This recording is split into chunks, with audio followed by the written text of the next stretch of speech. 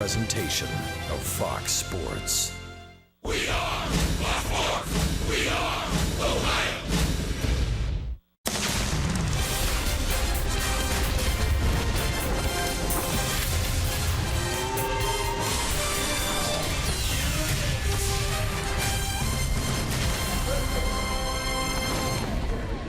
On the George Washington Bridge, just down the road from Yankee Stadium here in the Bronx, where the Indians have won the first two in this series and now today look to sweep the doubleheader before moving on to Detroit.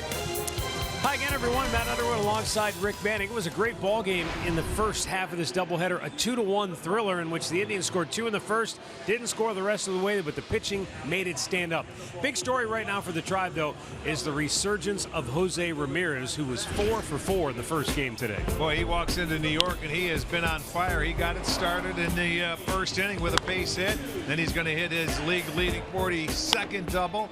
And then he gets on again, another infield base hit, and he doesn't quit there. He ends up getting a double.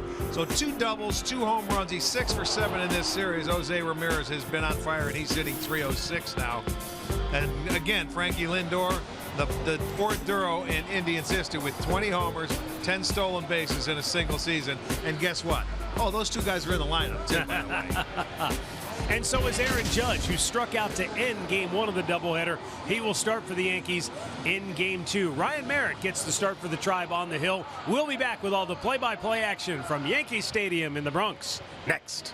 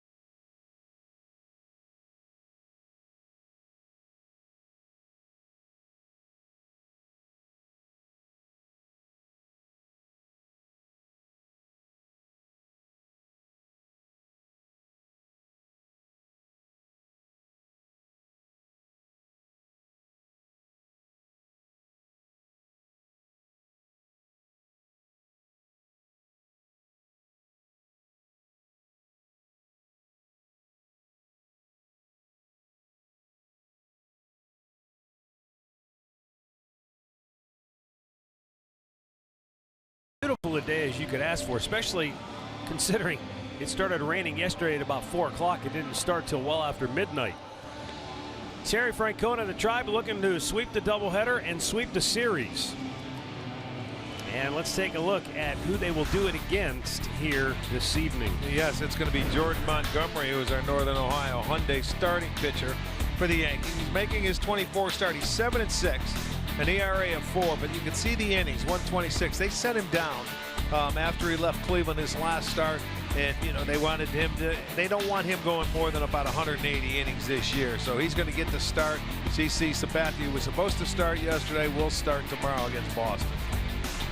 Indian starting lineup for Tito is brought to you by Progressive Insurance.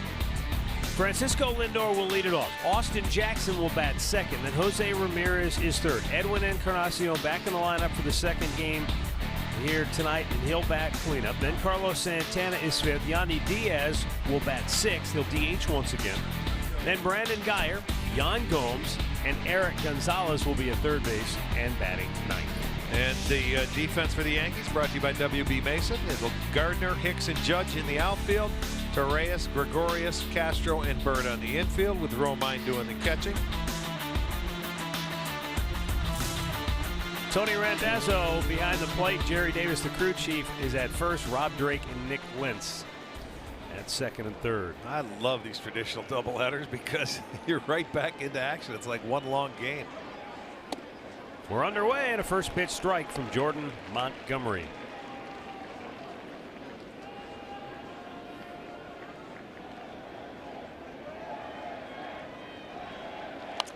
Lindor fouls the next pitch back.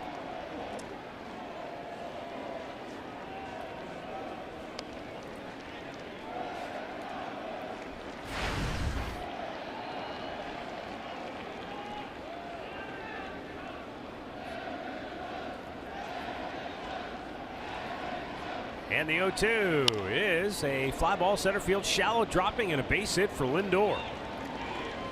Lindor leading off the game 2 with a base hit, as he did in game 1. Fights it off, flares it into right center field. That ball, a fastball inside, down and along the trademark, but he fights it off, so a good start. That's his third hit in the series in this today, not including Monday night's game.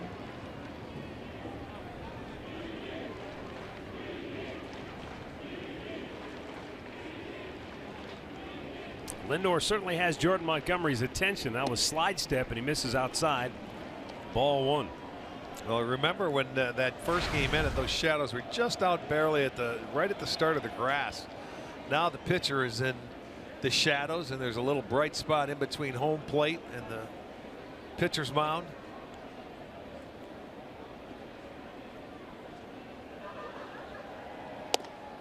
Missed outside again, 2-0. Yeah, this guy with that slide step is awfully quick to home plate, is Montgomery.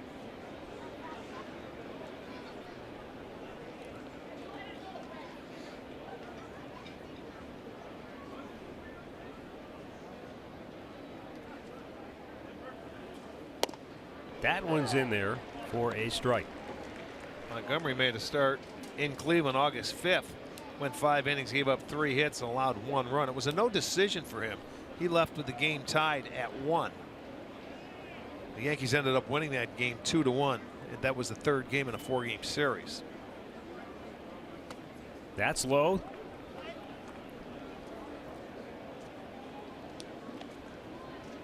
And it is 3 balls and a strike. One of the rare times, I'm thinking, Rick, that the Indians have an all right-handed hitting lineup.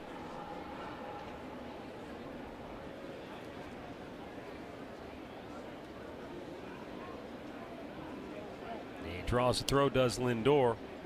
Obviously, when you've got Michael Brantley healthy, he's going to sit in there somewhere in the lineup.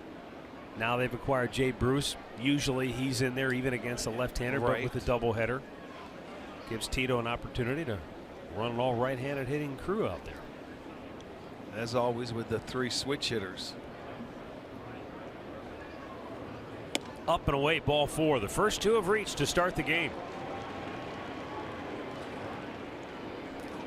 Storylines brought to you by Wayside Furniture. Montgomery, he'll change the eye levels and work it up and down, north and south in the strike zone. But so far, a good approach. 2 batters in. And defensively, the Indians, you got to be on your toes when you play behind Ryan Merritt because he works quickly and he throws strikes. 79 degrees, our game time temperature here for game 2 of this doubleheader.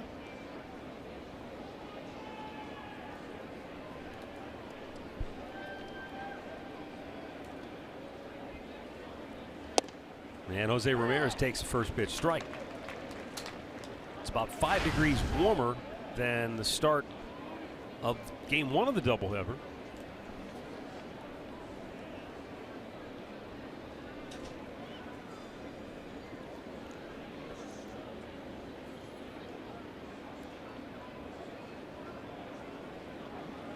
And Ramirez chases after it. 0-2. Had him way out in front. Looked like it might have been a little change up. 4 for 4 in game 1. His third 4-hit game this year. 5th of his career.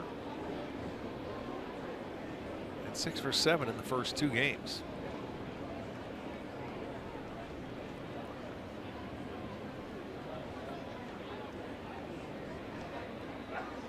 No balls, 2 strikes. And Ramirez strikes out. Yeah, couldn't hold up on that curveball going down and in. It's a good pitch. No, he retires a guy that really nobody else could retire for the Yankees, and he gets ahead of Mo too, and there's the curveball, bounces it and gets the swing from Ramirez. So out number 1.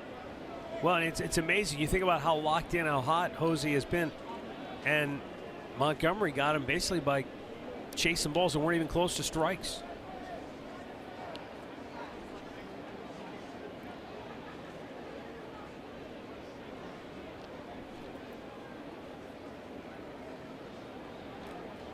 Edwin Encarnacion.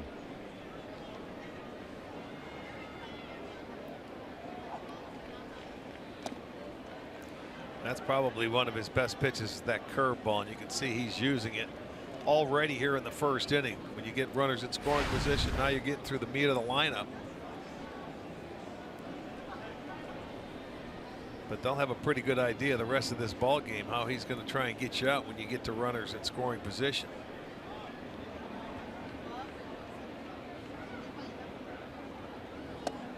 Pitch inside, 2-0.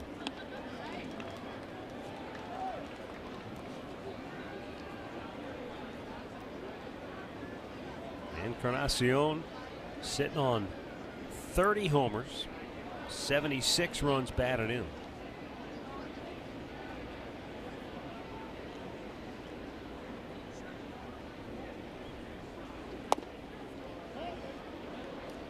And now it's 3-0.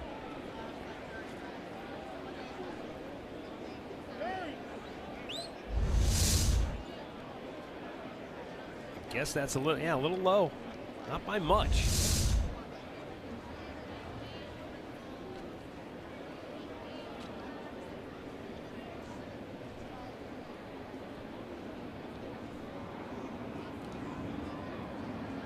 Two on, 1 out, 3-0 pitch. In there for a strike. Taken all the way, and he had to shave the outside edge to get a strike.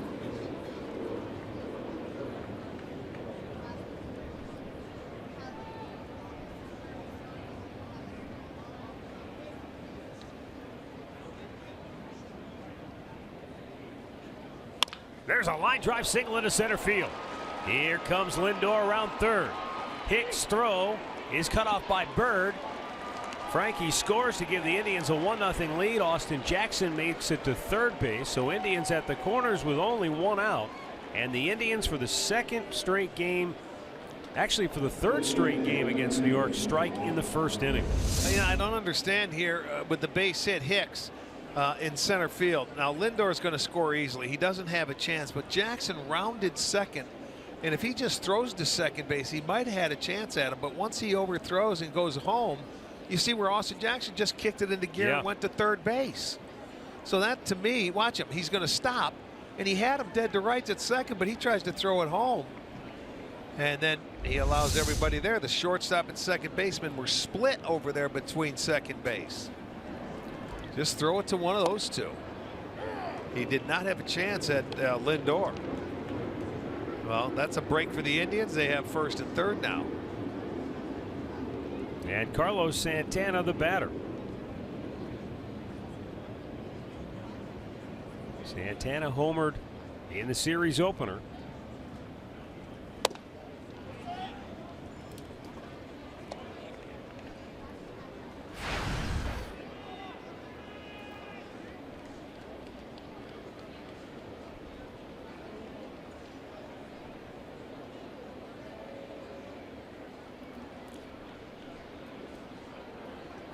Jordan Montgomery, 19th pitch of the inning, and Santana pulls it, hit the bag, it's fair. Scoring is Jackson. And now on his way to third is Encarnacion, throw to second, not in time. Carlos Santana scorched it right down the line. It pelted the bag, took a huge leap in the air, and Encarnacion able to get home, or get to third, excuse me, after Jackson got home, and the Indians once again out to a 2-0 lead in the first. Yeah, how many times do you see a ball hit the bag and this one pops straight up and nothing that anybody could do except watch it? And Encarnacion able to get to third base by the time Gardner can get there. Santana gets the double. So the Indians striking early. Santana's 30th double on the year.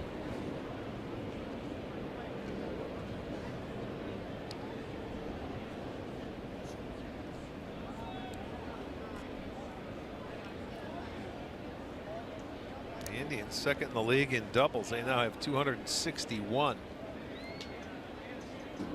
And still a chance to cash in with just one out. The infield will go back, albeit it's only the first inning. They don't want a blue pit here to give them two. They haven't had an opportunity to bat yet, so they're going to give a run on a ground ball. Well, you would think. Encarnacion's on third base. And it's in the dirt, blocked nicely there by Romine.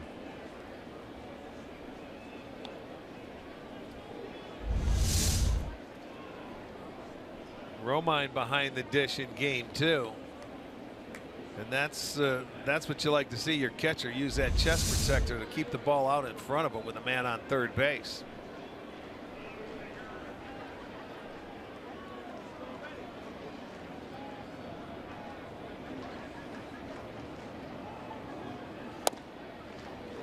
And Yandy takes a strike.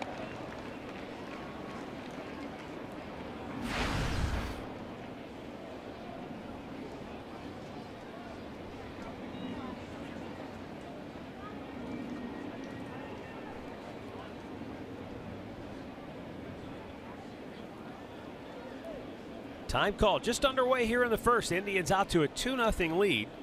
Runners at second and third with only one out. And Yandy Diaz, the batter.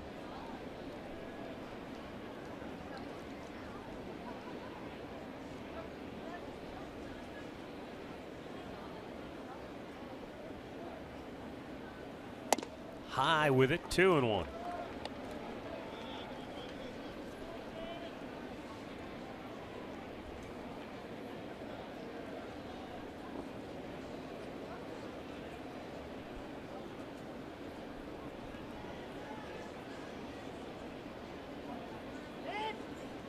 Time called.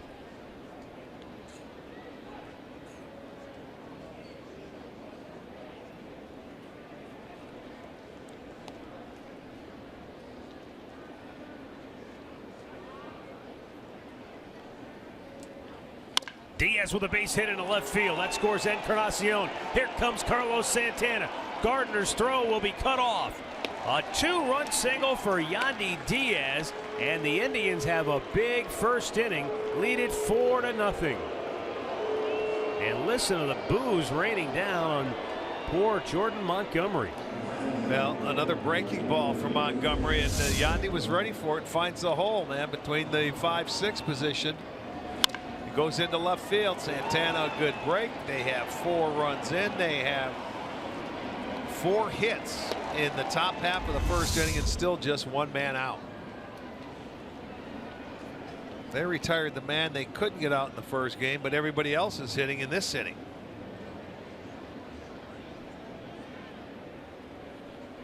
Brandon Guyer 0 for 5 in game 1 of the doubleheader.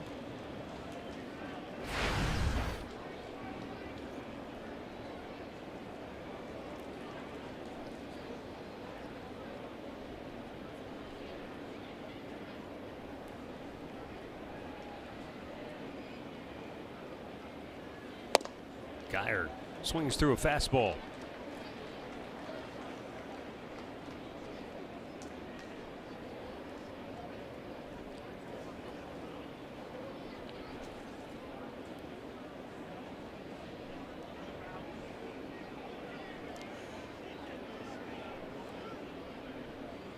Now the 0-2 upstairs and out of the strike zone.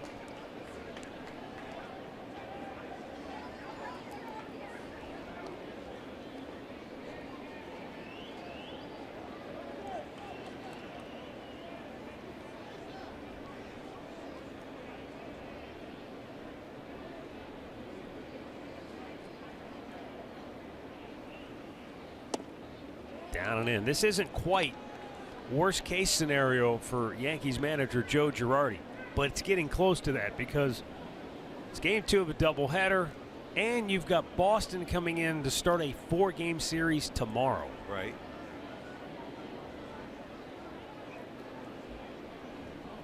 Two. Bounced in the dirt. Ronald Romine keeps it in front of him, so Diaz has to hold down there at first. It just looks like Montgomery trying to get the hitters to chase that curveball, not throwing it for a strike, bouncing it. But Guyer's been able to lay off of it. And tell you the truth, Santana hit a breaking ball. Diaz hit a breaking ball.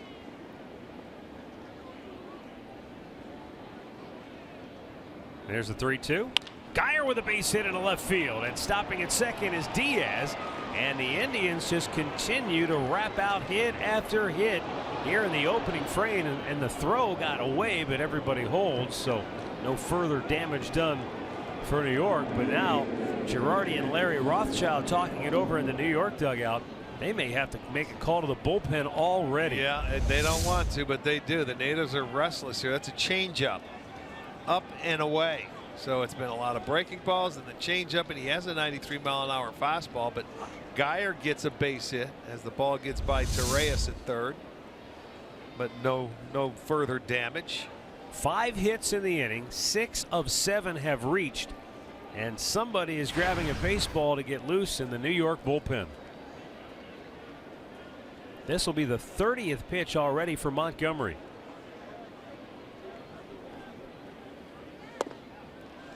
Yan Gomes, a swing and a miss. He was 0 for 4 in the series opener. Roberto Perez played this afternoon. Game 1 of the doubleheader, he went 1 for 4.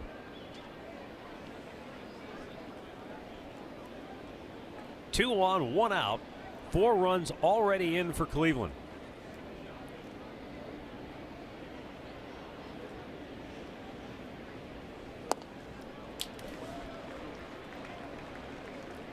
Caleb Smith is getting up in the Yankee pen. The left-hander getting loose.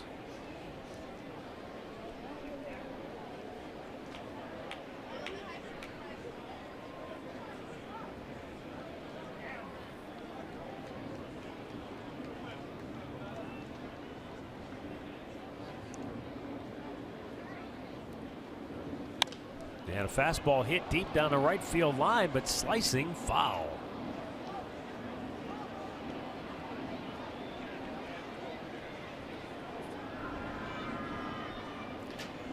Well, he was able to get Gomes on 2 breaking balls early, and he has an 0-2 pitch, and there's a fastball, and I mean it's right there. Yeah, that's 91 miles an hour, and that was a 0-2 located fastball. So the Indians have done to Montgomery what they have needed to do.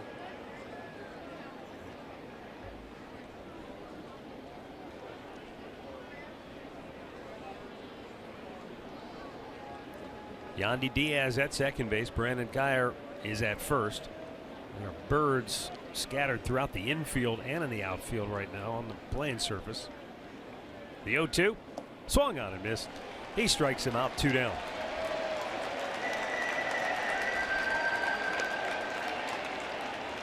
Well, that's all 3 pitches, that's where he's been able to get Yan Gomes down out of the zone and comes up empty with all 3 swings. So he will go down as a strikeout victim. Both Ramirez and Gomes strike out in this.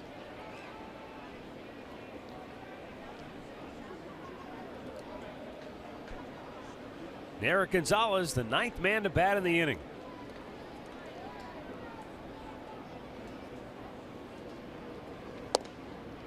And he takes outside, ball 1. Eric batting .256 on the year. A couple of homers, 6 driven in.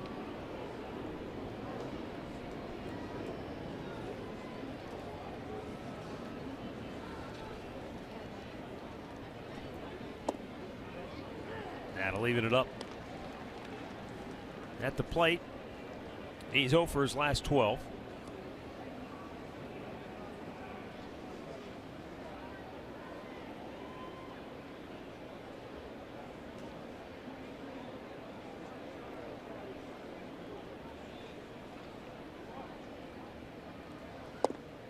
You know, even with that 0 for 12, since June 1st, with the big league club, he's batted .282 with 5 doubles, couple of homers.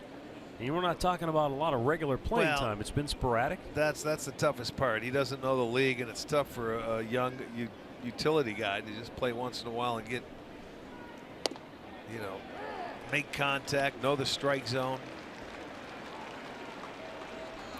It's on the job learning is what it is. Right now, he's got a chance, Jordan Montgomery, to get out of the inning. Gonzalez trying to extend it for Cleveland.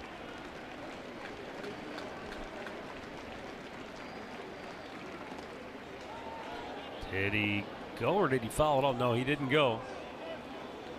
Wow, pitch. That's going to put Diaz at third base. Geyer stayed at first.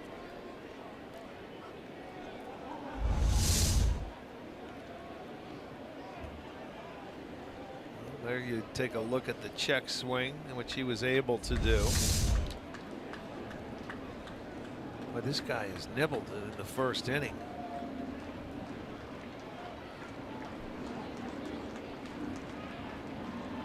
Runner goes. Geyer on the 3-2 pitch. It's ball 4. And the bases are now loaded with Lindor coming up. Called this one high.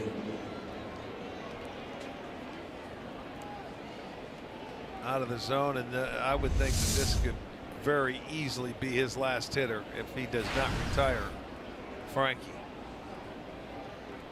He started it off with a single. Yeah, he did. Just a bloop into center field.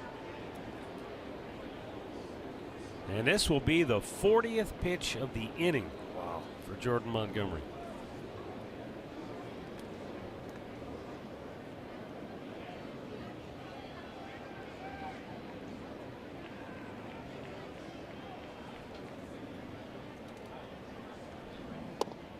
Low, ball 1.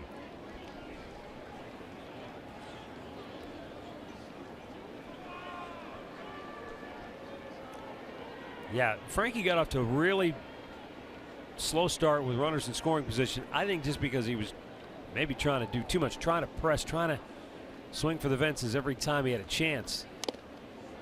When he went through his struggles batting average wise, it's almost like that's when he got better with runners in scoring position because he was simplifying maybe. Well, he was trying to hit too many balls. He was pull. He got pull happy. You can call it what you want. The minute you're starting to try to use one side of the field, the pull side, you end up missing a lot of parts of the outside part of the plate. Foul ball goes right into the shoulder of Romine, so they'll give him a second.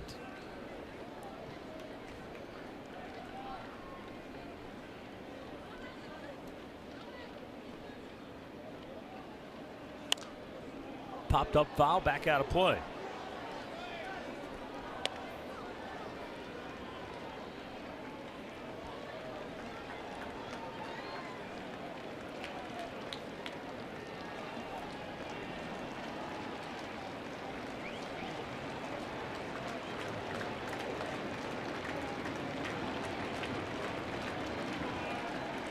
Bases loaded, 2 down. And a 1-2 pitch to Lindor. Struck him out to end the inning. Tribe leaves them loaded, but they score 4 on 5 hits. The Yankees are coming to bat.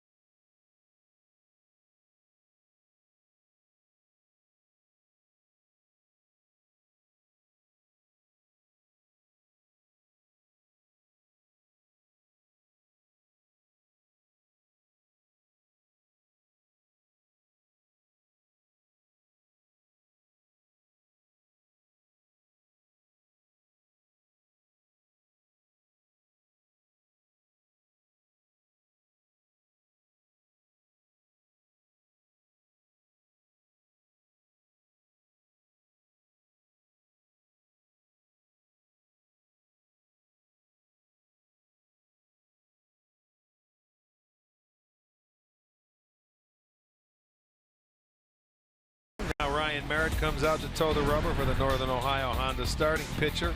Merritt coming off a beautiful start against Kansas City. The best start of his young career, 6 2/3 shutout innings. Scattered 7 hits, walking 1, striking out 3. Yankees starting 9 for Joe Girardi, brought to you by Hankook Tires. Gardner, Castro, Sanchez. Then it's Big Aaron Judge, Didi Gregorius, Aaron Hicks, Bird, Torres, and Romine. 6 right-handed bats in there for the Yankees, but Gardner, who leads off, Gregorius, who bats 5th, and Bird, who hits 7th, left-handed hitters. Well, it's the left-handers that are hitting Merritt, believe it or not. Lefties on the year, they're 8 for 15 against him. It's 533 clip. The righties at 265.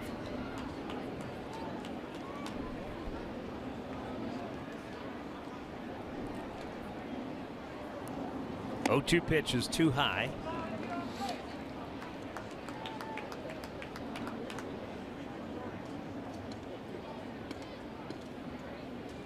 Gardner 1 for 6 in the series.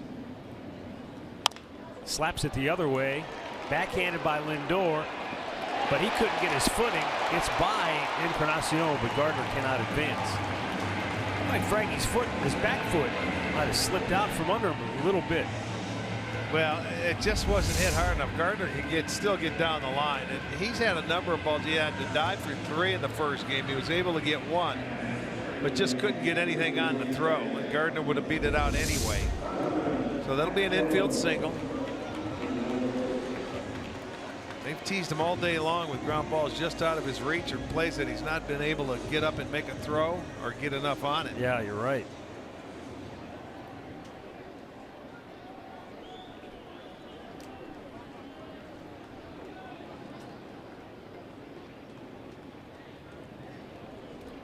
Starlin Castro 0 for 5 in the series, limited to a pinch hit appearance in game 1 of the doubleheader.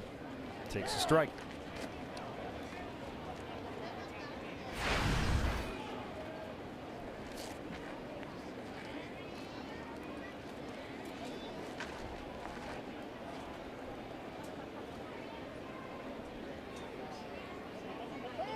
Time called.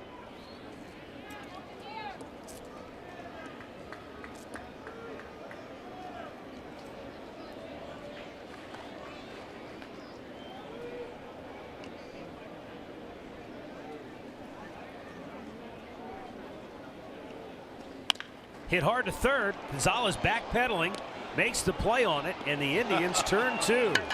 He was backpedaling all right. That ball was hit hard and knocked him off balance, but he hung in there to make the throw. Take a look as he's going, uh-oh. Just knocked him back for a little bit, but he made a good throw. Ramirez completed the double play, and we'll set the Indians defense, brought to you by Ram. It'll be Geyer, Jackson, and Santana in the outfield. Gonzalez, Lindor, Ramirez, Encarnacion on the infield, and Gomes doing the catching.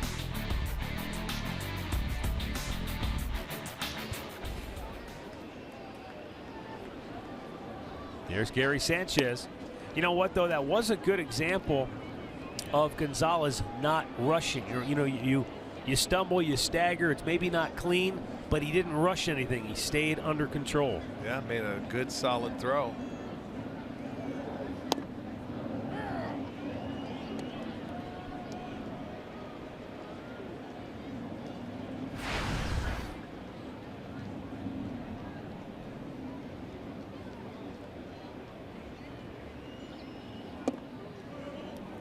Down low. 2 balls and a strike.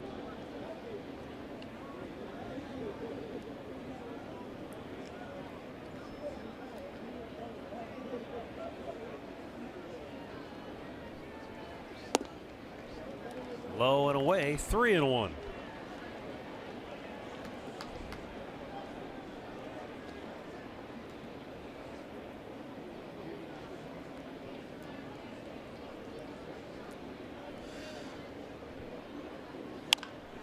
Chopped it foul, a full count now.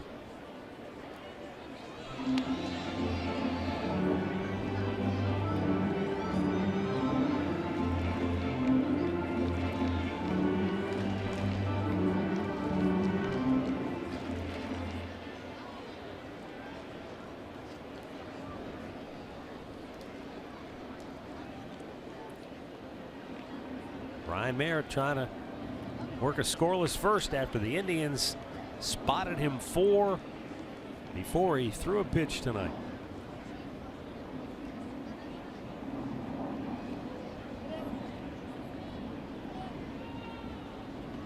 Eventually, we'll have a pitch thrown here.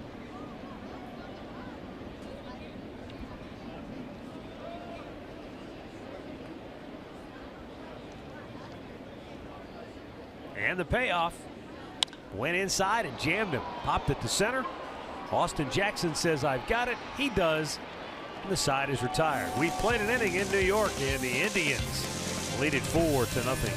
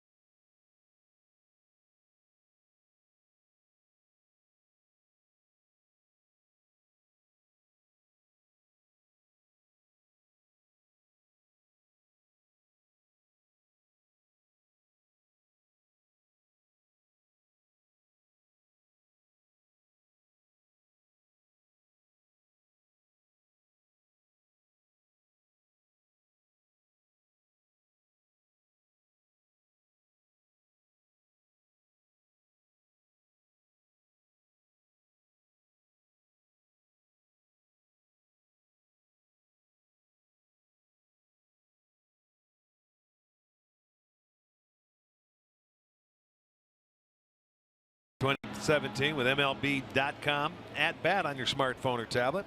You can stay connected with live radio broadcast, stats, breaking news, and more Download the #1 app for live baseball. That's MLB.com at bat.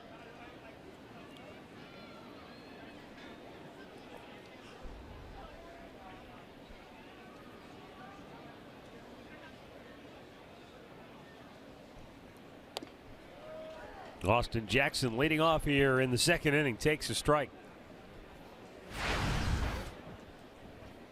With their 6th consecutive win this afternoon in game 1 of the doubleheader, the Indians have opened a 7-game lead on Minnesota in the AL Central, and they're 10 games better than Kansas City,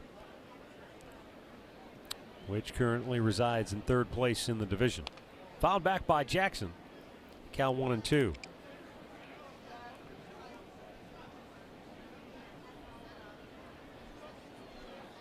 But this is not a team, speaking of the Indians, that is simply satisfied with being 19 games over 500. They've won 15 of their last 19. And during a stretch which was without a doubt the most daunting portion of the schedule all season long, they have played not only maybe their best baseball, but inspired baseball as well. And sometimes you get into this portion of the season, you know, whether you're in the pennant race or not, the body's tired, the mind's tired. It hasn't bothered these guys. Hasn't shown up at all. No, it has not. The 1-2. And Jackson having a great at bat to start. And this is what we've seen from Austin a lot this year. He gets into this situation where he'll foul off pitches, and the next thing you know, it's a 6, 7, 8, 9 pitch at bat. Well, that's the last thing that Montgomery needs after about a 42 pitch first inning. Or 7th pitch of the at bat, another foul ball back.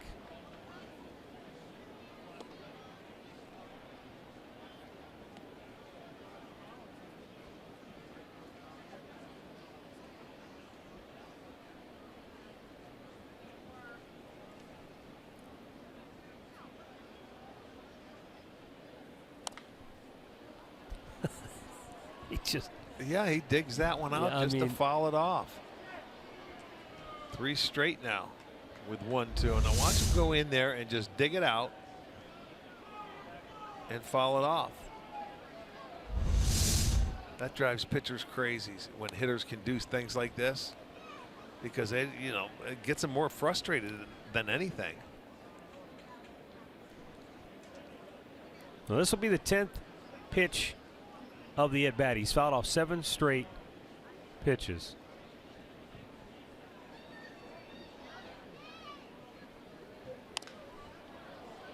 Fly ball right field. Judge moving over toward the line, makes the catch.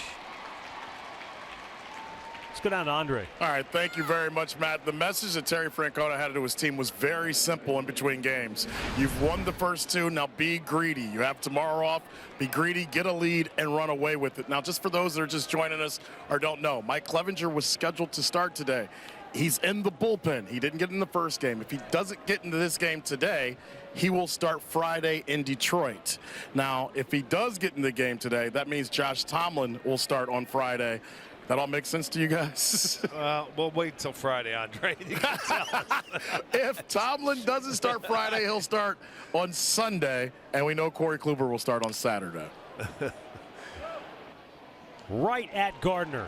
That was a pretty good visualization there. We got to see Gardner, and he didn't know whether to break in or break back, so he did what you're supposed to. He froze first, and he never had to move. Well, yeah. So, sometimes the depth perception, especially with this 3rd deck on this ballpark, sometimes once you pick it up, then you're set. You don't have to move, and he stayed right there. Edwin Encarnacion. So, by the way, I wanted to mention Austin Jackson. That's the 3rd time now since the All-Star break. 3rd time he's had a 10-pitch at bat, at least 10 or more pitches in a bat. Only one other player in baseball has had more since the All-Star break than Ajax. So Are you going to give us the name, or do I have to guess? I don't remember what team he plays for. Okay, I was going to say if anybody, probably a Joey Votto or something. He was that like guy that used to play catcher for Texas. Who's now with Colorado? Ding ding. Lucroy, Jonathan Lucroy. He's had 4. Jackson has had 3 10-pitch at-bats since the All-Star break. So that's grinding it out. And that's those things we've said before. It may not show up in that at-bat, but it may show up down the road. And as you said, after a 40-pitch first inning, that's the last thing Jordan Montgomery wanted to have to do coming out here in the second.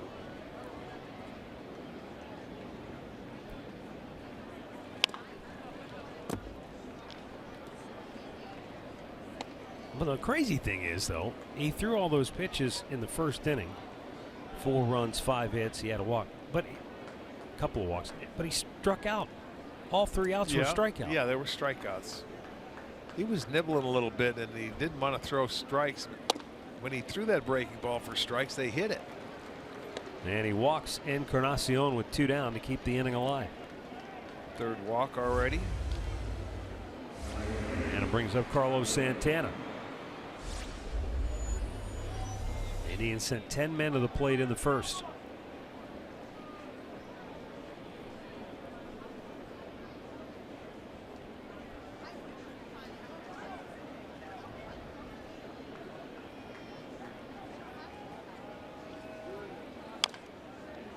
Dribbled foul, third base side. He hit third base in his last at bat to drive in a run. A grounder, went for a double right onto the bag and trickled into shallow left field.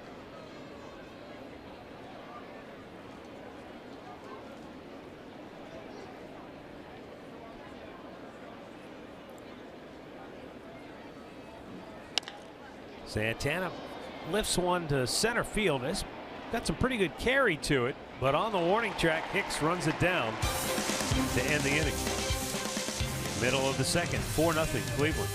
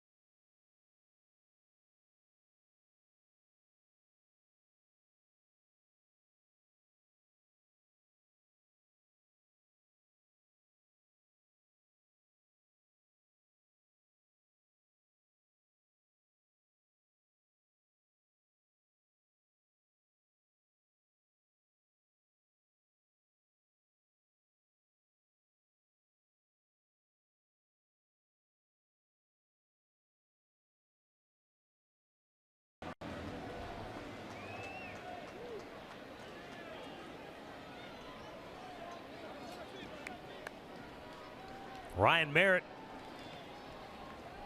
allowed a leadoff infield single in the first, then got a double play ball. And Gary Sanchez flied out to end it. Now Aaron Judge leads off the second. Judge came on as a pinch hitter with 2 out in the 9th, game 1. And Cody Allen struck him out.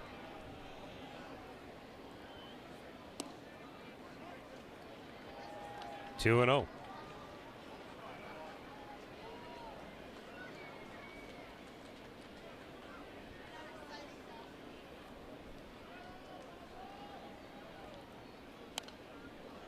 And a foul back.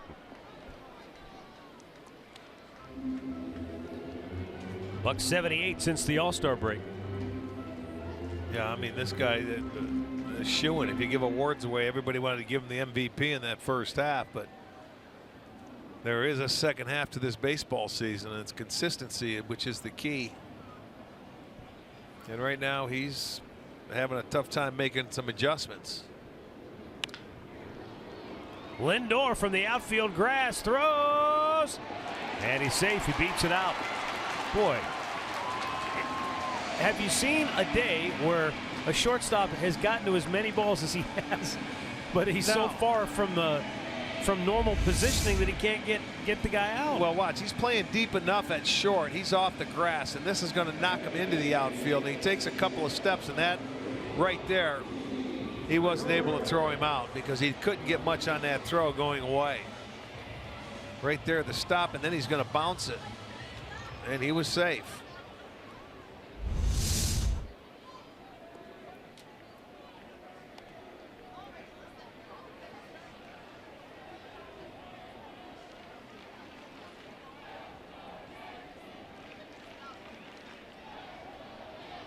So the second straight inning, they get their leadoff man aboard. To left field. Racing in, diving, and Geyer made a fantastic catch. He ended up making a good catch, but he didn't break in originally. He stayed back on the ball, and then he really had to pick it up and go towards the end, realizing that that ball, it didn't stay up. He almost came around the baseball, and then watch him have to really come in. His last 5 or 6 steps, he had to dig hard to make a diving catch, but he does make it, so a good play to get the first out.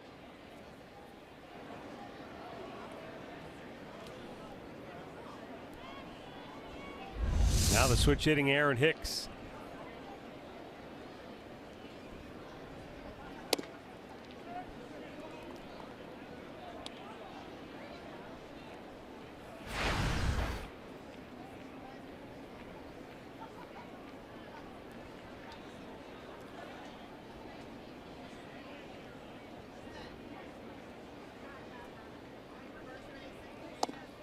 Merritt just misses in off the plate.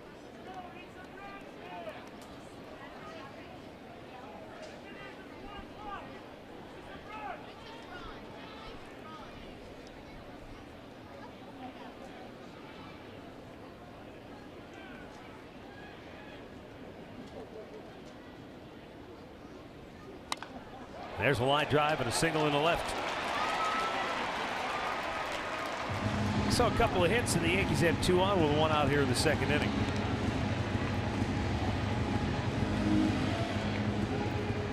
This ball didn't sound too solid. I think it went off the end of the bat. It was a decent pitch down, but as he hits it in the left field, it came off the end of the bat, goes in there for a base hit. But they have 3 hits out of their first 6 hitters.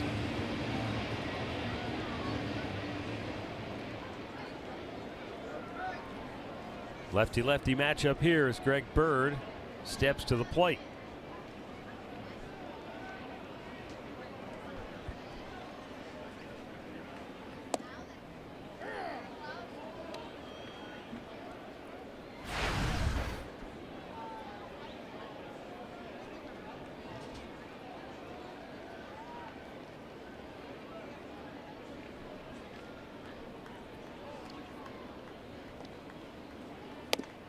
Greg Bird burst onto the scene with the Yankees in 2015, making his debut. He hit .261 that year with 11 homers in 46 games.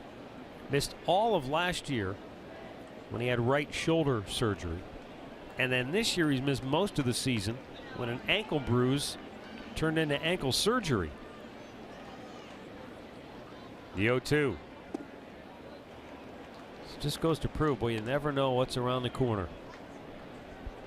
Make your debut, you think you got everything sitting right there in front of you, and boy, one injury after another. Yeah.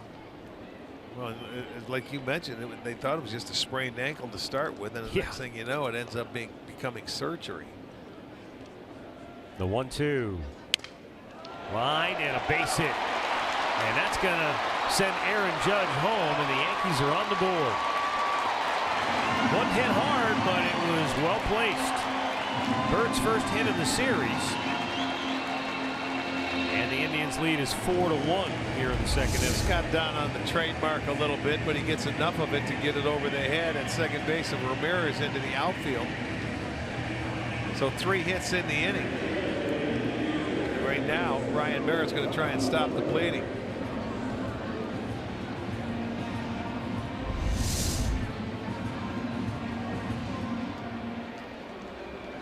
Ronald Torres.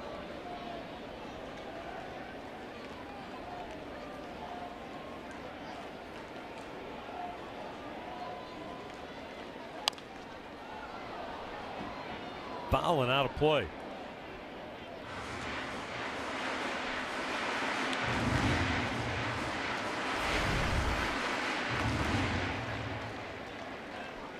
This is a guy that if you get to 2 strikes, he will expand his strike zone.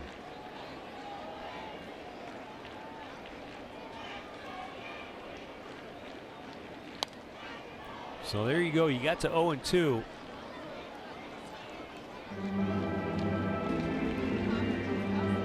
Since the All-Star break, he has chased 73% of the pitches that have been thrown to him that have been out of the strike zone. So 47 out of the 64 pitches that have been thrown out of the strike zone he has swung at.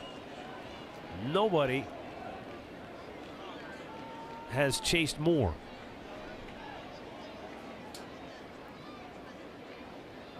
Safe to call him a free swinger. Yes, indeed. Urshela goes to second. There's 1. And that's the second out of the inning. Hicks goes to third. Bird is forced at second. And Torre is safe on the fielder's choice at first. And that's going to bring up Austin Romine, the Yankee catcher.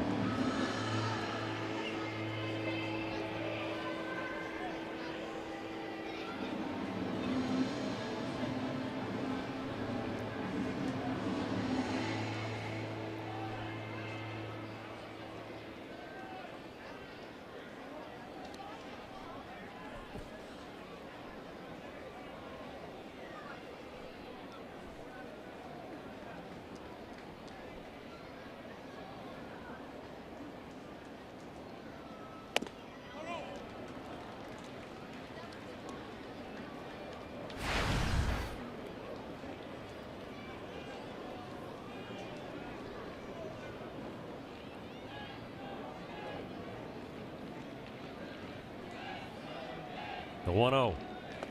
Chased one downstairs to even the count.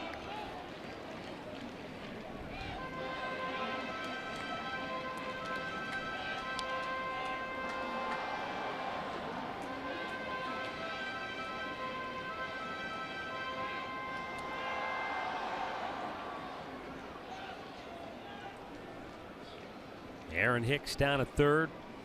Torres at first. 1-1 to Romine. Slow chopper towards third. Urshela will go to first. And the side is retired. Nice job by Ryan Merritt. He navigates through the inning, allowing just 1 run.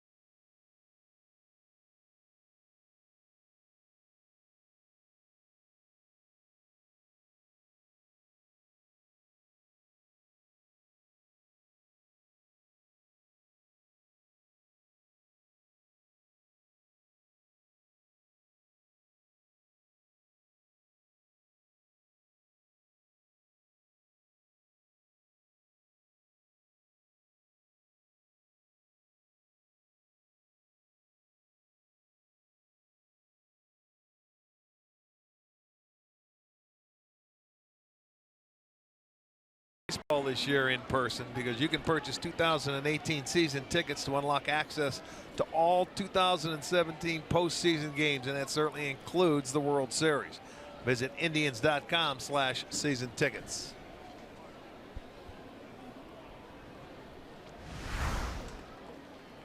Yandy Diaz will lead off for Cleveland here in the third.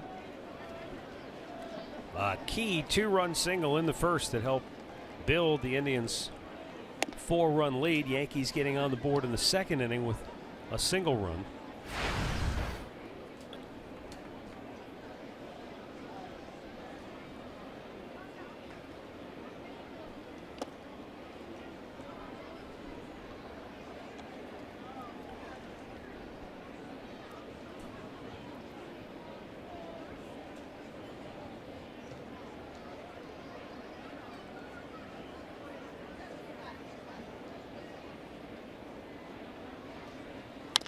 Smashed up the middle, cut off by Gregorius, and throws him out.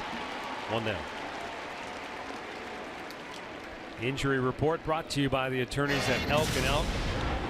And there's a slew of them for the Indians, but sounds like they're very close to getting Josh Tomlin back. Yes. And we'll go downstairs to Andre to see who else might be rejoining the club soon. As we went through things with Josh Tomlin, you will either see him tomorrow or Sunday start for the Indians. Abraham Almonte, not tomorrow, I'm sorry, Friday. Yeah. Yep. Friday, Abraham Almonte should be with the team in Detroit. Lonnie Chisenhall is scheduled to be with the team in Detroit on Friday. Here's the other things to pay attention to, though.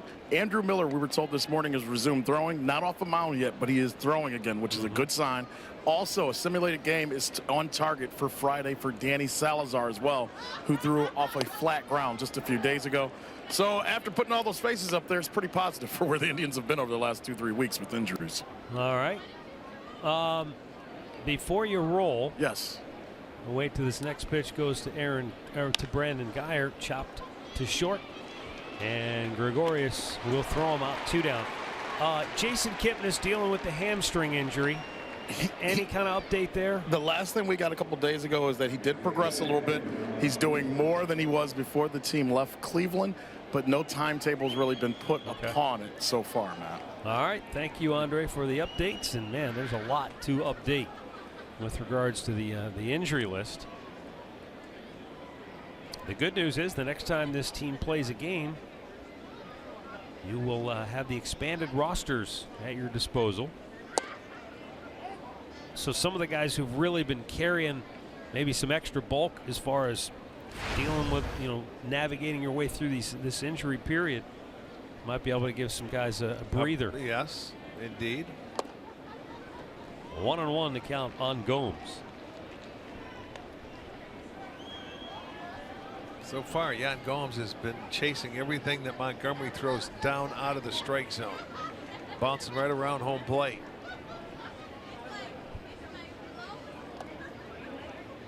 Oh, he said he went around. I thought maybe he checked it, but he did not. 1-2 the count. I would imagine if you're Yan Gomes, you're a good low ball hitter, so you're looking for the pitch down, and he's throwing it down, but it's ending up in the dirt like that. Yeah, he's getting him to swing at it. Did in his first at bat, and you keep throwing it. Indians go 1-2-3 for the first time tonight. We go to the bottom of the third, 4-1 Cleveland.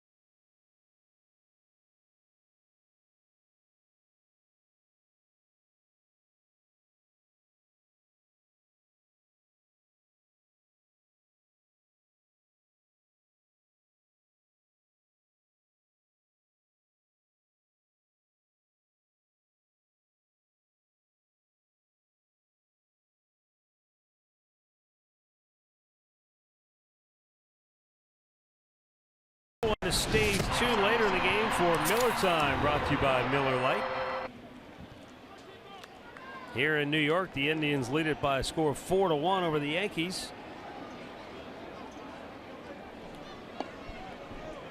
And Brett Gardner, top of the order here in the third, bottom half for New York.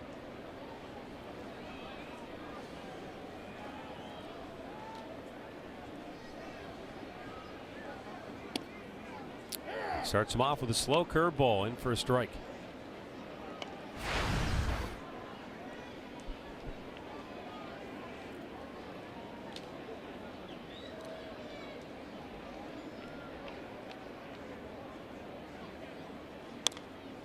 Popped up out of play.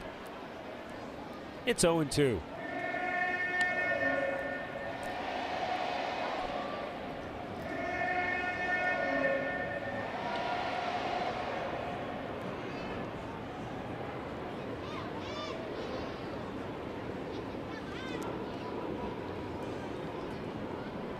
Now the 2-strike pitch, and a little low. Minnesota will be hosting Chicago coming up in a couple of hours. Kansas City playing host to Tampa Bay. The Royals finally snapped their scoreless drought at 45 innings. Yes, they did. Solo home run by Whit Merrifield.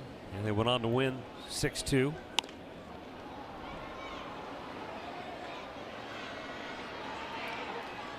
And a play is made by Lindor. Great clip of the game from game 1. Trevor Bauer. He went 6. He gave up a run on 4 hits. He did walk 4, but he struck out 4. 109 pitches. Yeah, he navigated his way through that. I mean, he didn't have his sharpest stuff today. I think it was a hitter strike zone, but he got through it to allow just 1 run. So he did a fine job, and he's on a roll. 14 wins, career high for Trevor.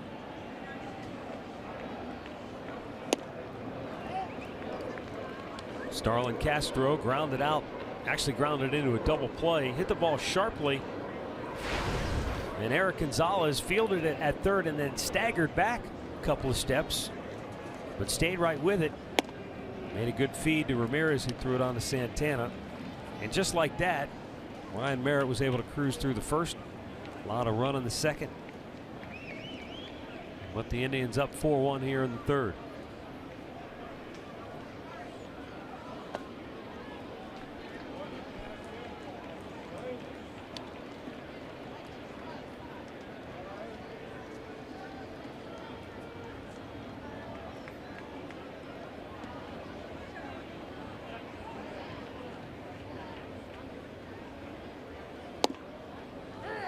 Balls and a strike.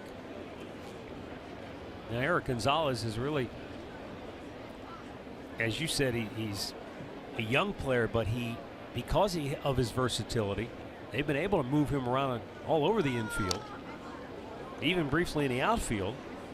Yeah, I mean, he played, but they tried to get him some at-bats early, but when you have Lindor and Ramirez out there, and the other 2 constants, and you got Santana on the infield, there's no place for you. Yeah. I mean, when you need to get a breather, yes, but he hasn't had the opportunities to play, I'm sure, like Tito would like him to do, but maybe come September, he can get a little more playing time in there. Yeah. I mean, think about it. If not for the injury to Jason Kipnis, Eric, there would be no playing time for him. He wouldn't have been up here this year. Fouled off the bat of Castro, stays 3-2.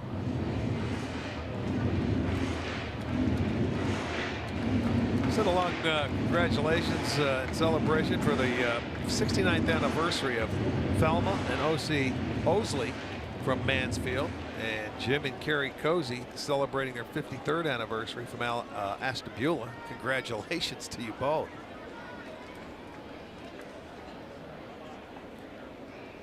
Merritt with the 3-2 and a little high, ball 4. A 1-out base runner for the Yankees here in the third. Stat of the game brought to you by Buick. If you were with us earlier, this is something we've been tracking for a while. The Indians staff earned run average has gone down each month. Well, look where it is in the month of August. I mean, it's almost sub 3. Yeah, they've been. It's been a treat to watch. These starters just feeding off each other.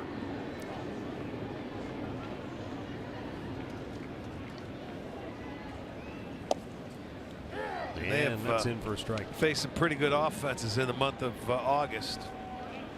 18 wins, 18-9 so far in this month of August. They could end it in style. They can go on to win this ball game.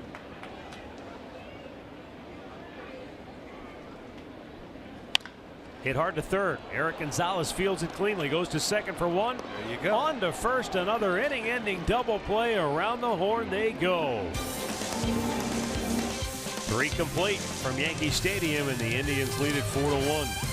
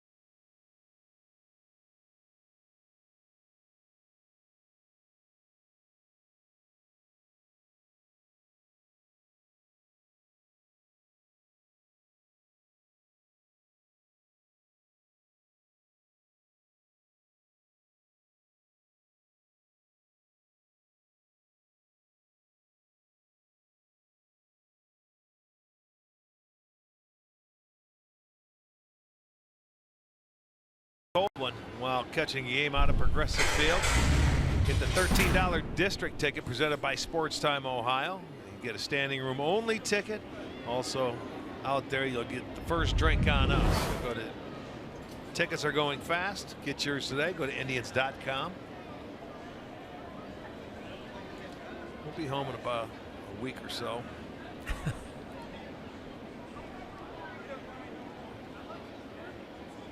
September 8th comes to mind. Yes, it does. That's a Friday night. That's right. We only had one homestand in August. Well, when you have back-to-back 11 game trips. Fouled out of play by Eric Gonzalez, who walked back in the first inning. Well, this will be the second time going through this lineup after Gonzalez, and then for the third time, and you can see Montgomery coming into this 4th inning already at 75 pitches because he had such a long first inning.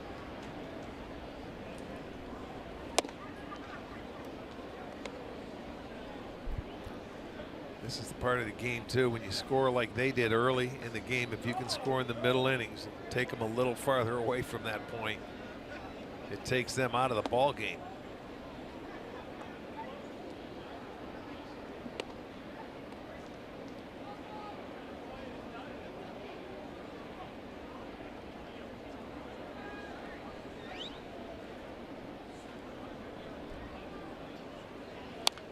Fouled back. And a full count for Gonzalez.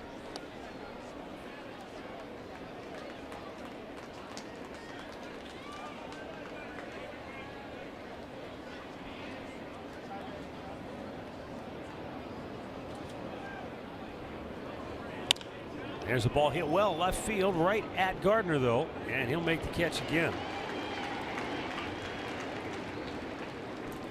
One down, we go back to the top of the order, but before we do, we'll go back to the studio. Al Pawlowski standing by with a game break.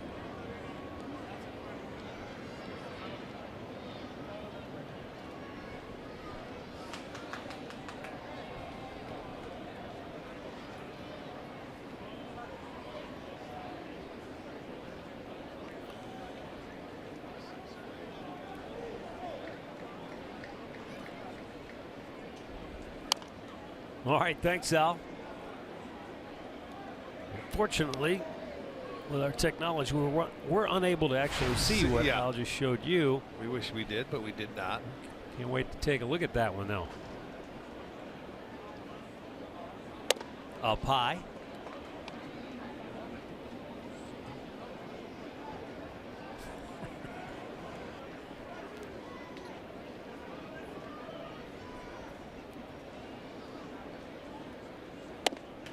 Lindor taking 2 balls and a strike. Francisco started the game with a bloop single to center. Ended up scoring on a base hit by Encarnacion as the Indians raced out to a 4-0 lead in the first. New York got on the board with a single run in the second inning with an RBI single by Greg Bird. That's been it so far.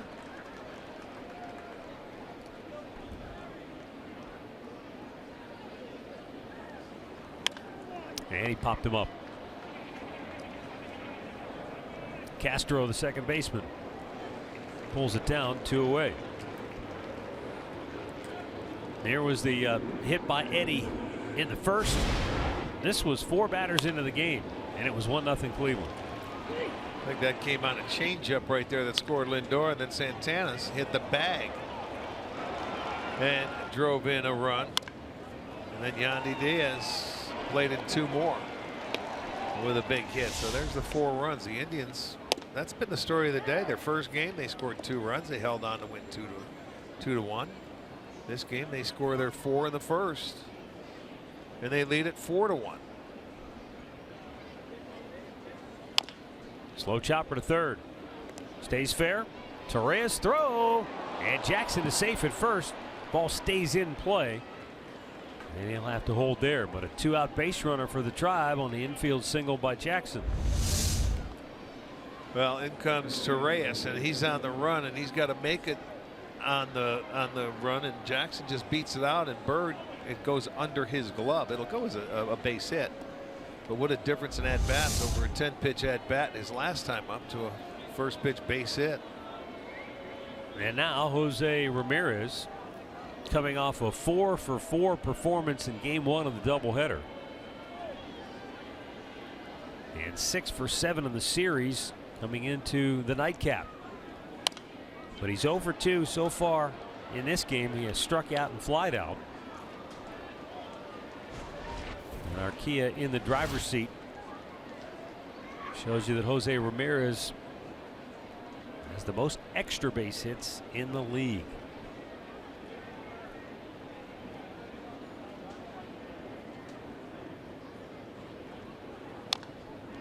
43 of those extra base hits have gone for doubles, along with 5 triples and 20 home runs.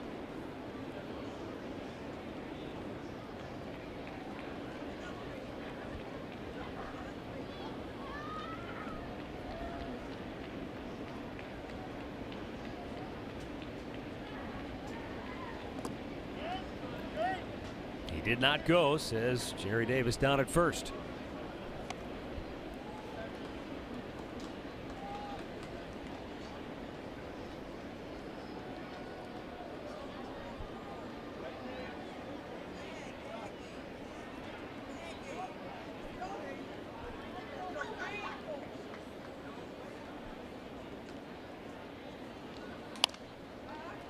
Popped up out of play on the right side.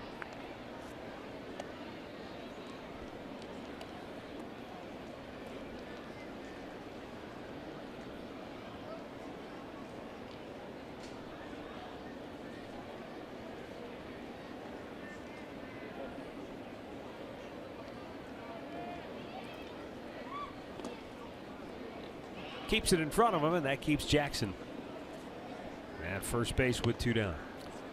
That's how he was able to get Jose the first time up with that breaking ball down in front of home plate. But now Jose's seen enough of him. He's able to lay off.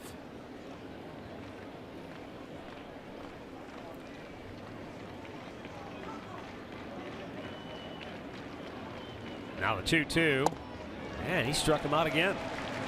So Jordan Montgomery, after a rocking start, has logged 4 innings. It's still 4-1 Cleveland.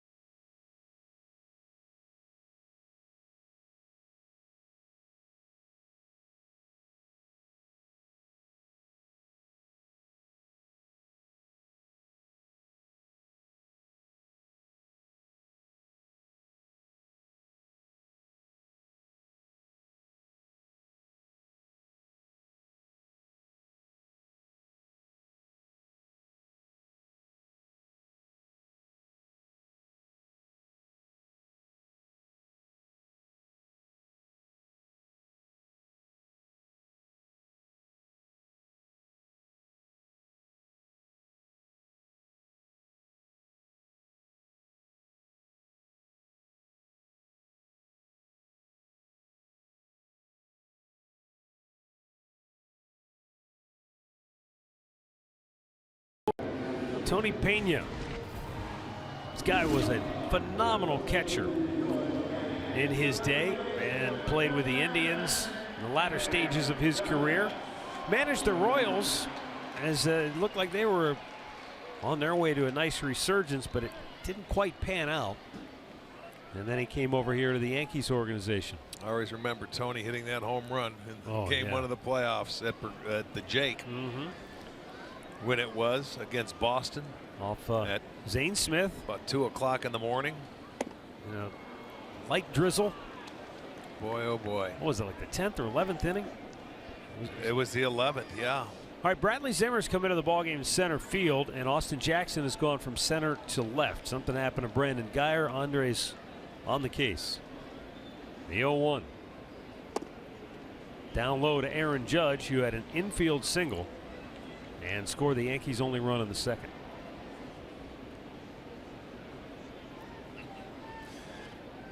Colombo's on the case, huh? That infield single, by the way, for Judge was only his 3rd hit in his last 38 at-bats against left-handed pitching. Well, I just want this guy to stay that way for a few more innings. You know, 5 more innings and it'll be fine. He can get as hot as he wants after that. But that was his first at bat in this series, so he gets the start in game 2. And he's out looking. Ryan Merritt has his first strikeout tonight, and Aaron Judge back to the dugout with the bat on his shoulder. Well, he's bigger than normal, and that's why you're going to get the call here. That's about belt high for him. Other people, it's up there, but you know that's a strike. This guy's 6'7", 6'8". He's up there, so little different zone for him.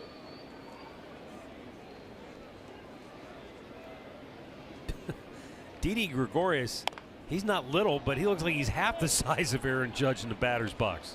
2 down. Most guys are.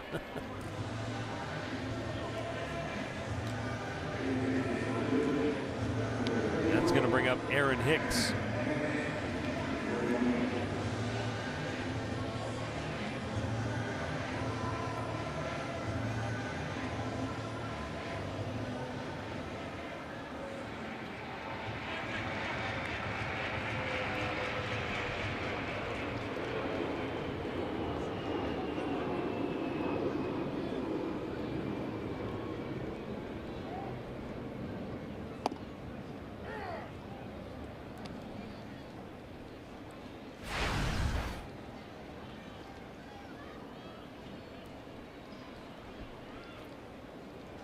Hicks lined a single to left, his only time up. His first hit of the series, he is 1 for 6.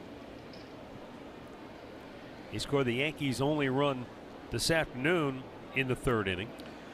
Well, he has career highs in home runs, RBI, and runs this year, and he spent some time on the disabled list, about a month or so. So he was really a pretty big part of their lineup before going out.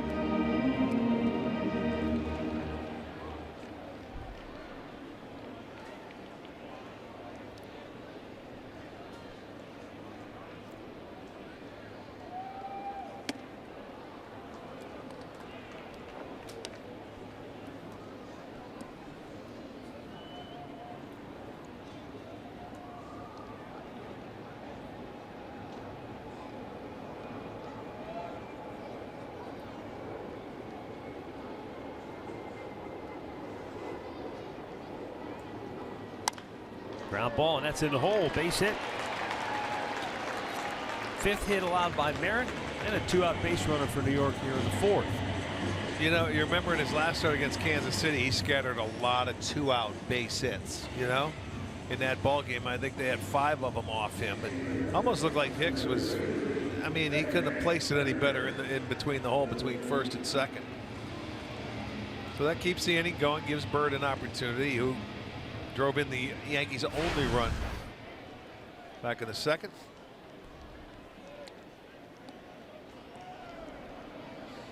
Got a ball down on the trademark, and he muscled it over the head of Ramirez at second base.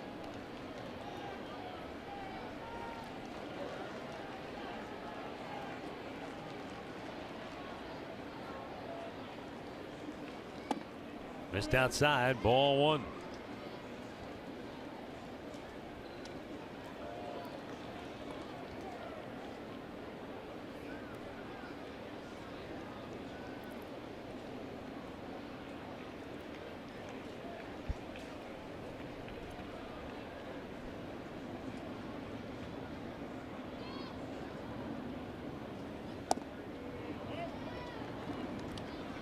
Two and 0.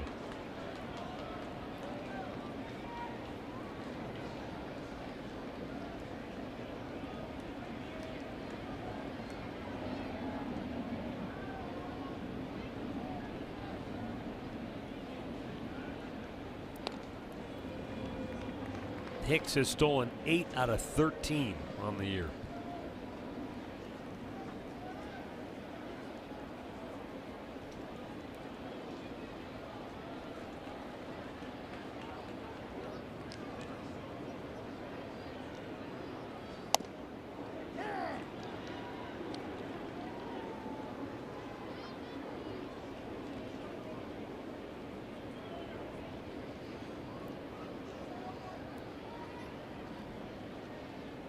.57 pitches for Merritt. 36 of those have been strikes. I'll tell you, the Yankees, you think of them normally as a very patient team, and at times they have laid off some pretty good pitches from Merritt. Well, they lead the league in walks. They have 496.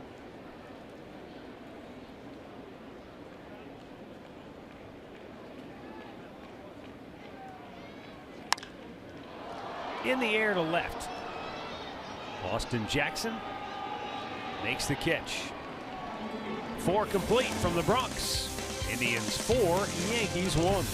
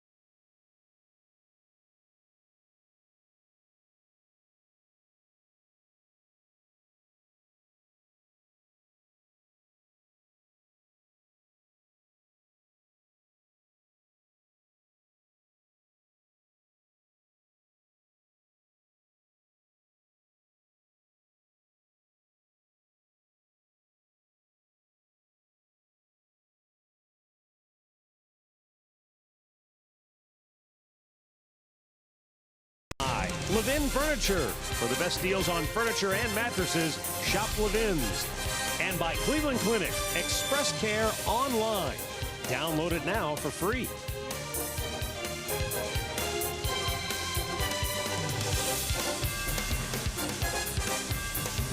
Back here in New York, we roll on to the 5th inning, and the Cleveland Clinic call to the bullpen has been made. Jordan Montgomery went 4, but that 40-plus pitch first inning took a lot of steam out of him. It sure did. And he'll give way to Chasen Shreve. Shreve pitched the 9th inning in Game 1 of this series.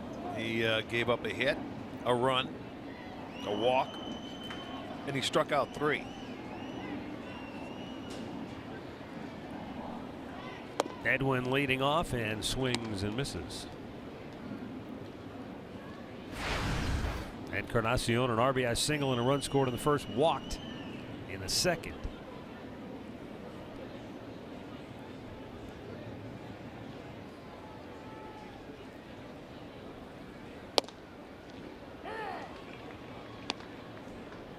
Just barely caught the outside corner.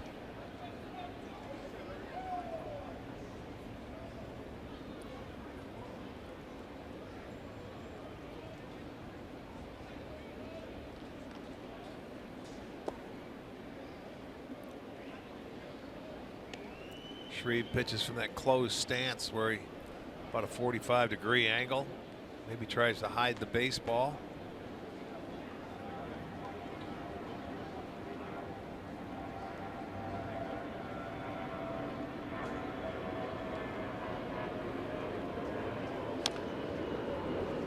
Changeups and sliders. Encarnacion singled in a run in the first. He walked in the second, so he's reached base both times today. Had the first game off. Playing first in the second game while Santana goes to right field in Game 2. You normally, if you see that lineup in there for the Indians, you would figure National League game on the road, you know.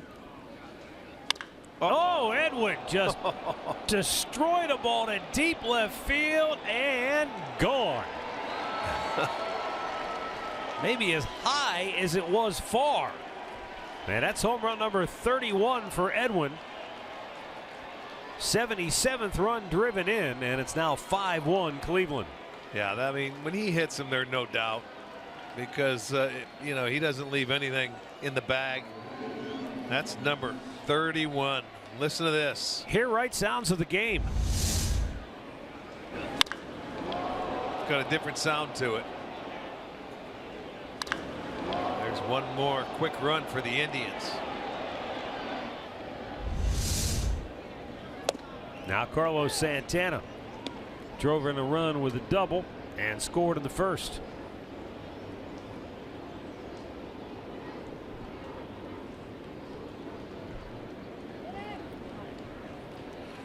Arch, Matt, before we were rudely stopped by Edwin, I think part of the reason that Carlos is in right field also is because of the short area, the short porch. Oh, no doubt. And the small foul territory in right field played into it as well. Yeah, he's going to put him. He's going to protect him when he puts him in the outfield, no question. And he told me, he said he won't leave him there all game, but he figured it'd help the offense early on.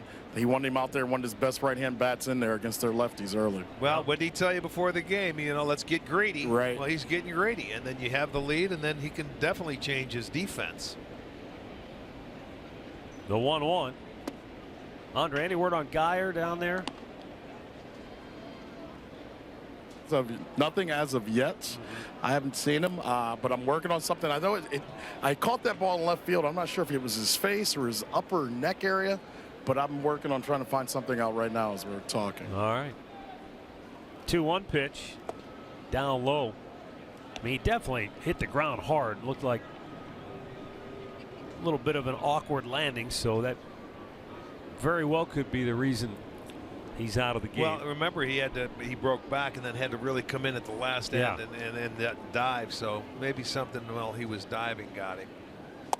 Swing and a miss, full count.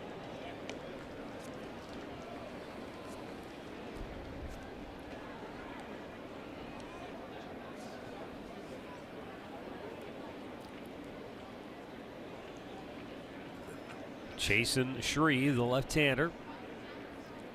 Delivers the 3-2 to Santana, and Carlos between third and short.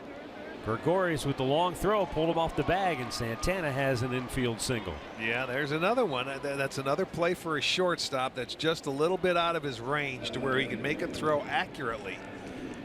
All right, let's go back to the second inning and watch this again with Brandon Guyer. And his head really hit the ground hard. Did that hit the ground? It was or maybe it was his head that hit his arm, but his head looked like it snapped. Yeah, it was a wicked bounce. He made the play. Maybe his jaw. You're right. Look at him.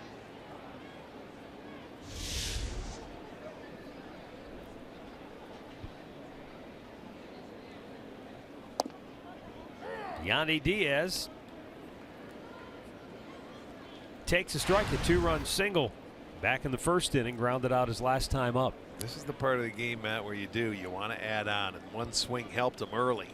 Now you have another base runner. You want to just keep on going, score another 1 or 2 in this inning. You can take him right out of the ball game.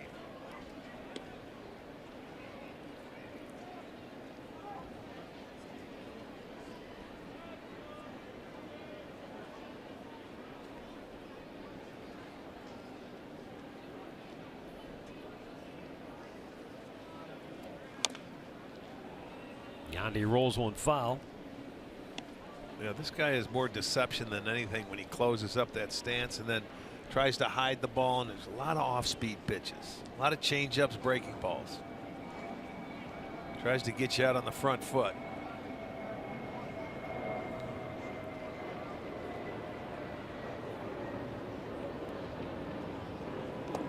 In the dirt, 2-2.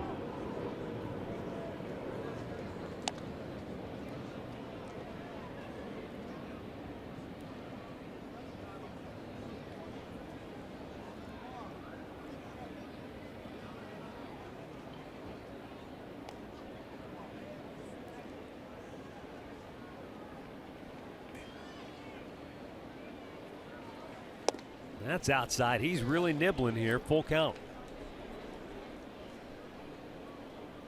He's given up a home run and an infield single. And now Diaz with a full count. And Bradley Zimmer waits on deck.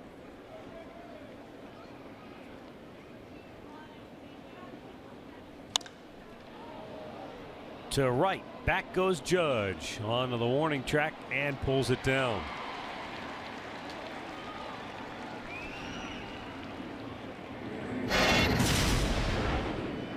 In-game recap brought to you by your local Toyota dealers. Edwin Encarnacion got the Indians on the board first with an RBI single. Santana drove in a run with a double off the bag at third, and then Yandy Diaz drove in 2.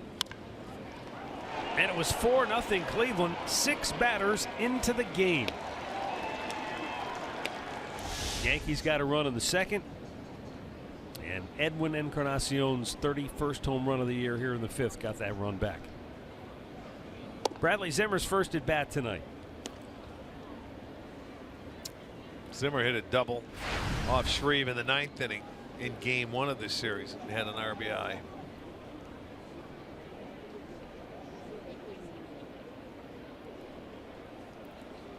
Now the 1-0 to Zimmer. Takes a strike.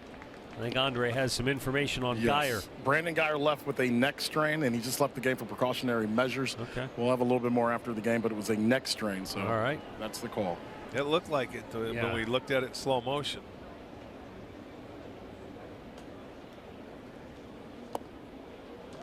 Swing and a miss, and it's 1-2.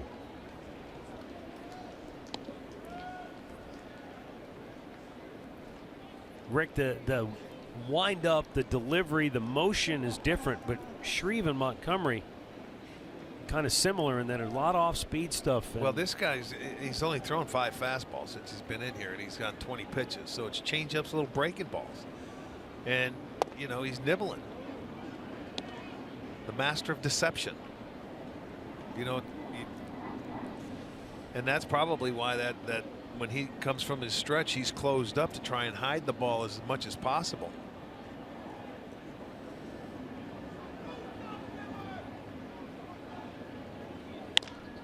Zimmer pops it up, and Shortstop Gregorius gathers it in, 2 down.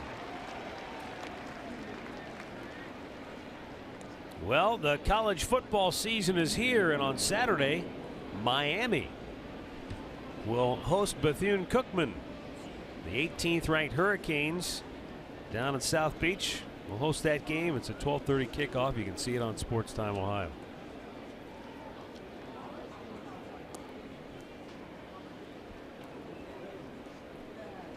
Two down. Yan Gomes 0 for 2 with 2 strikeouts is the batter.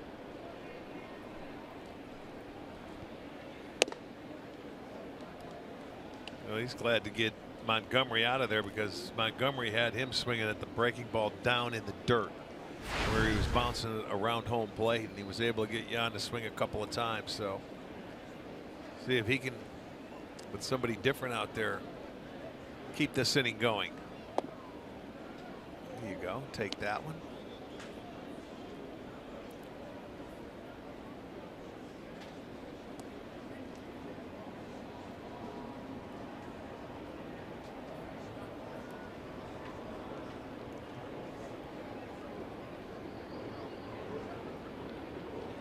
Two-0 pitch, and it's a called strike.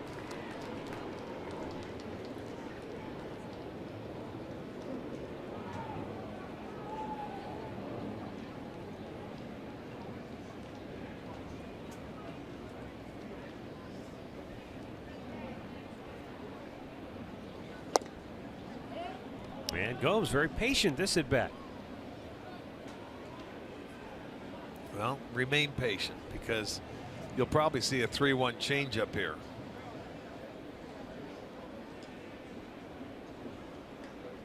Nope, fastball away. And just did catch the outside corner.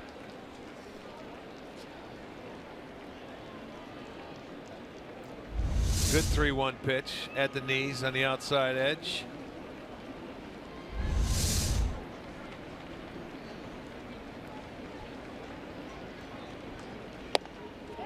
Oh, he's going to ring him up to end the inning.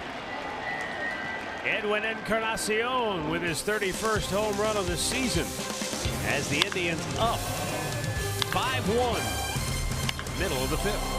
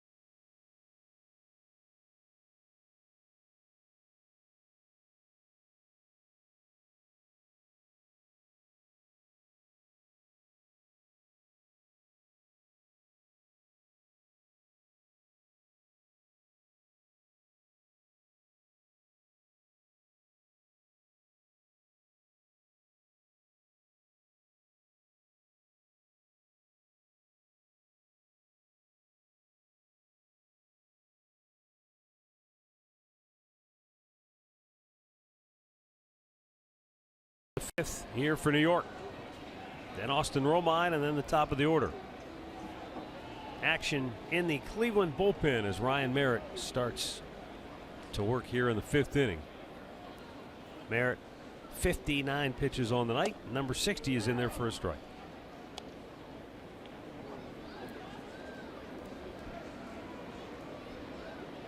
Nick Goody. It looks like it. Ground ball to Lindor. Hey, there's one he'll be able to get. Throws him out. One away. Well, Ryan's a pitch to contact guy, and the defense has been busy tonight. Well, a couple of double play balls always help, and the defense, when you have Merritt on the mound, always helps. Geyer made a beautiful catch on one, and then another double play ball. 5-4-3. When you get the 2-for-1 ball, always helps out. And this defense has played well for the Indians in the last month or so. They have been really good. Curveball in for a strike to Austin Romine, who grounded out his first time up. They're second in the league in fielding percentage, 63 errors.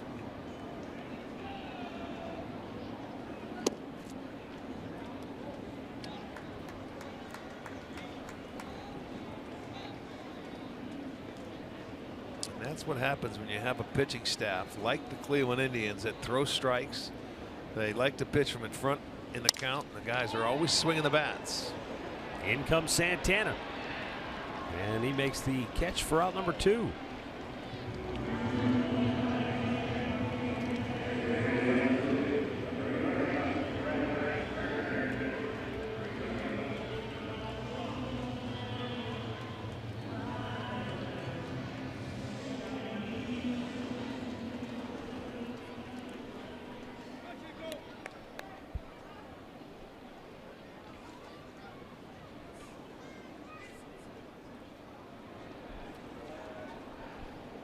Brett Gardner takes a strike.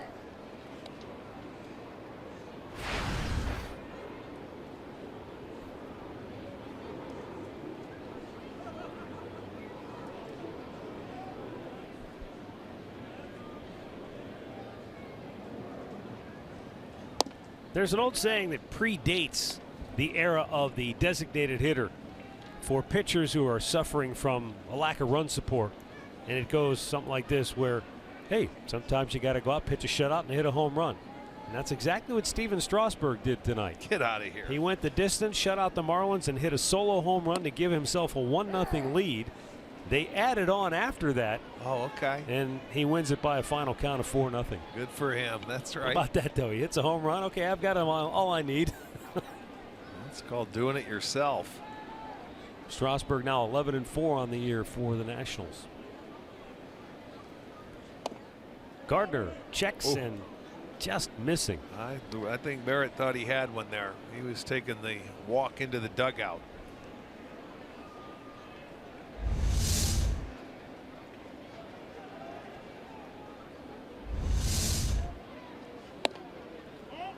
Wow. I thought that one was even better. Full count.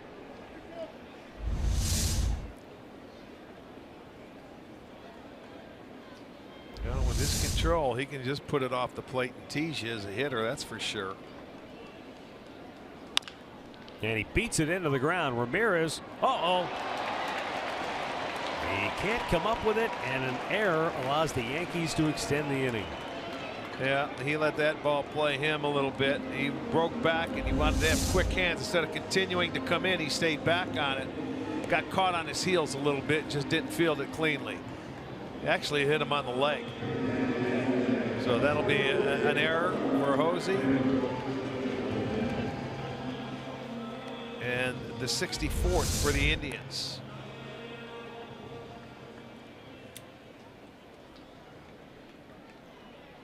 And Starlin Castro, the batter. Castro grounded into a double play in the first. He walked in the third. He hits one to Lindor. He'll go to Ramirez. That ends the inning.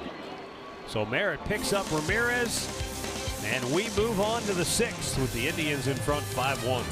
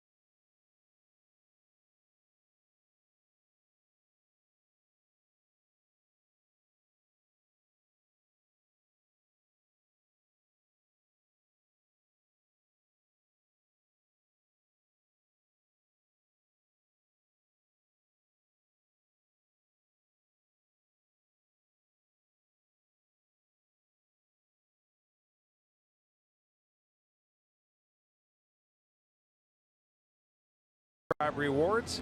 Today's Tribe Rewards code is Logan. Visit Indians.com for complete details.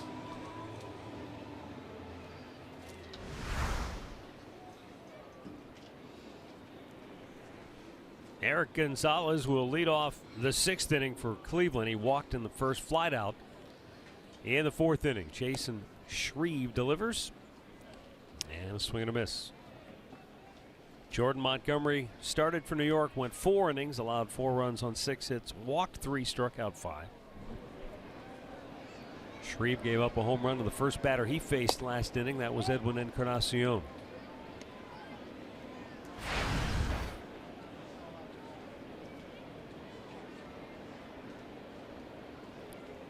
Caleb Smith up in the New York pen. They're just going to keep throwing lefties until they run out of them. Will they ever run out of them? Let's see.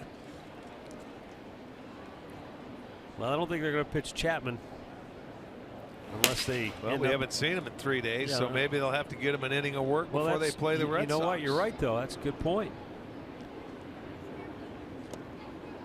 It always seems weird to see a closer come in a situation where maybe his team's losing or it's a big blowout situation. But well, he's been scuffling. If you go 4 or 5 days, you got to get your closer in there just to get some work. Yeah, I think they even yanked him from the closer's role. Betances, I believe, is closing for them now. Man, it's 5 straight pitches and 5 straight in the dirt. And Betances went through a stretch there where he was struggling too for a while. Yeah, throwing strikes with walks. Yep.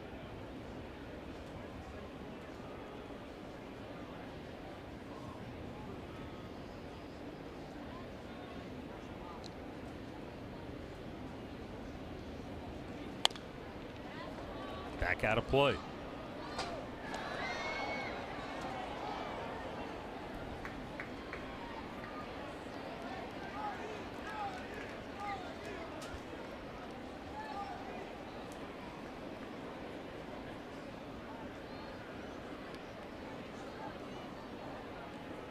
Now the 3-2. Line to left and a base hit for Gonzalez. Eric's on his way to second base, and he'll go in standing with a leadoff double. Well, he got a fastball to his liking on the inner part of the plate, able to turn on it. Second double of the day for the Indians. Look at middle third. He turns on it inside. Gets it down the left field line. So Gonzalez gets his 6th double of the year.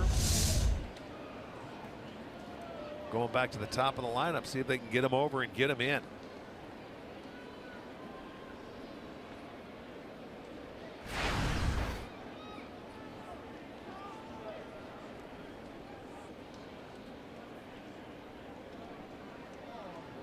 Lindor singled and scored back in the first. Now he hits a ground ball. And Gregorius' long throw in time to get him.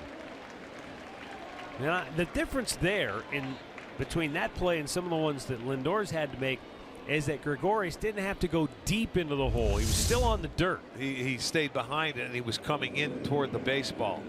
And as he catches it, he kept all his momentum going. He was able to make a good strong throw and get something on it to throw him out.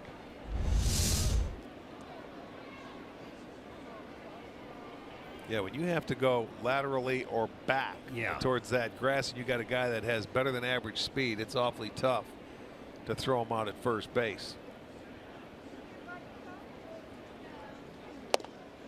Austin Jackson walked and scored in the first. He had a base hit in the 4th.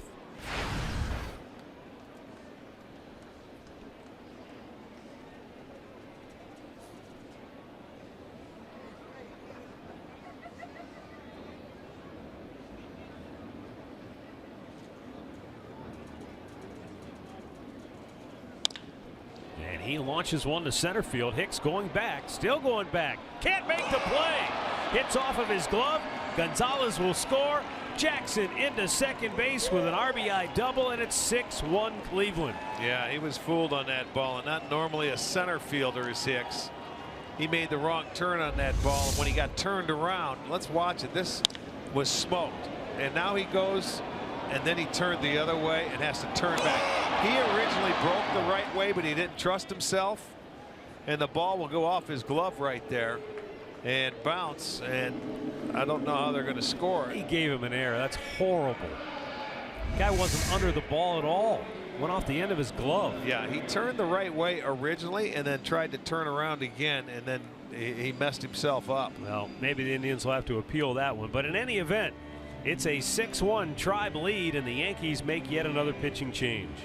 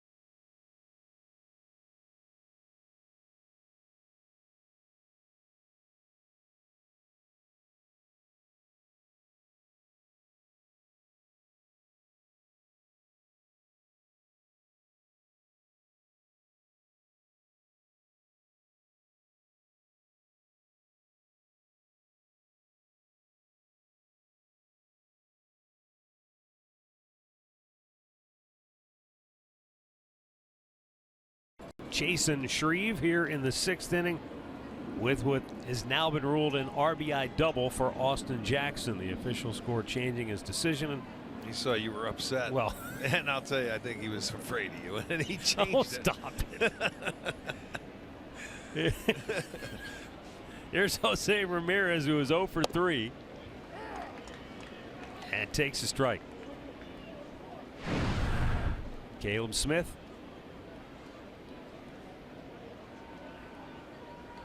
He's in his 3rd stint with the big league club this year. Major league debut came back in July.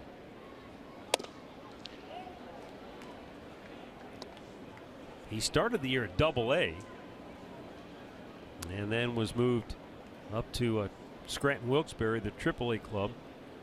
9-1 with a 2.39 ERA, and most of those are starts. 17 starts out of the 18 appearances. So It's 3rd left-hander that they've seen. They started Jaime Garcia in game 1, so they have seen their share of left-handers today. And there's a liner caught by Gregorius, back to second, not in time. Nice base running by Jackson. Very nice on that line drive there.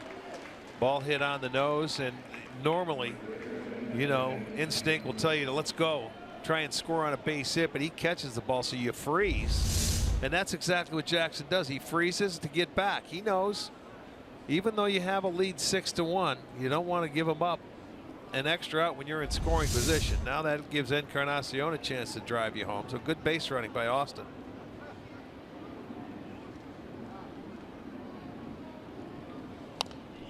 Fouled back out of play.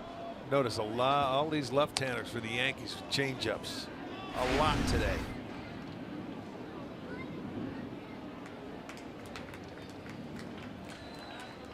Encarnacion hit a moonshot in his last at-bat that carried into the left field bleachers.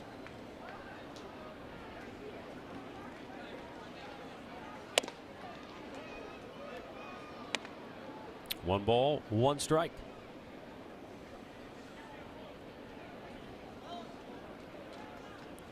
Edwin and his former teammate Jose Bautista have thrived here in the new Yankee digs. Yeah, they come in here and torture the Yankees being in the division, coming 3 times into this ballpark. Well, he was able to add another one here for the Indians today.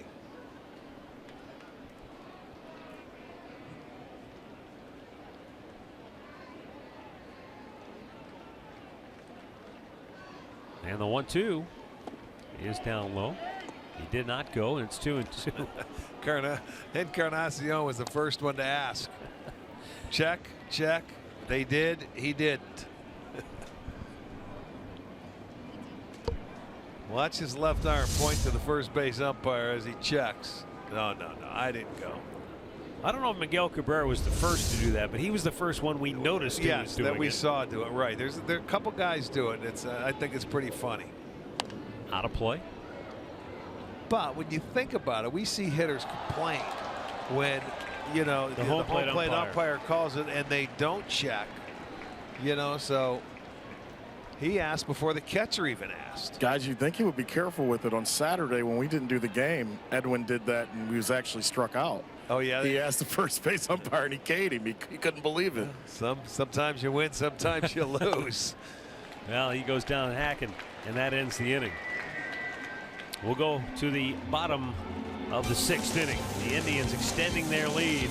A pair of doubles here in the 6th, one by Gonzalez, one by Jackson.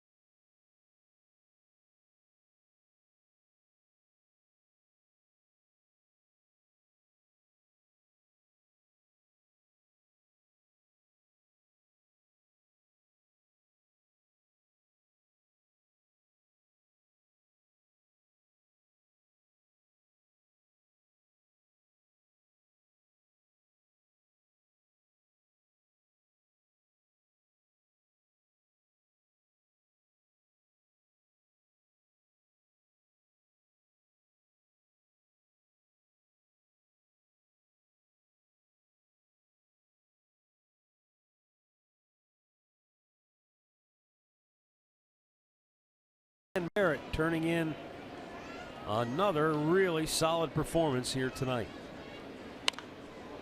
Gary Sanchez pops the first pitch up, foul ground. Gomes is there, and Gonzalez calls him off, one away.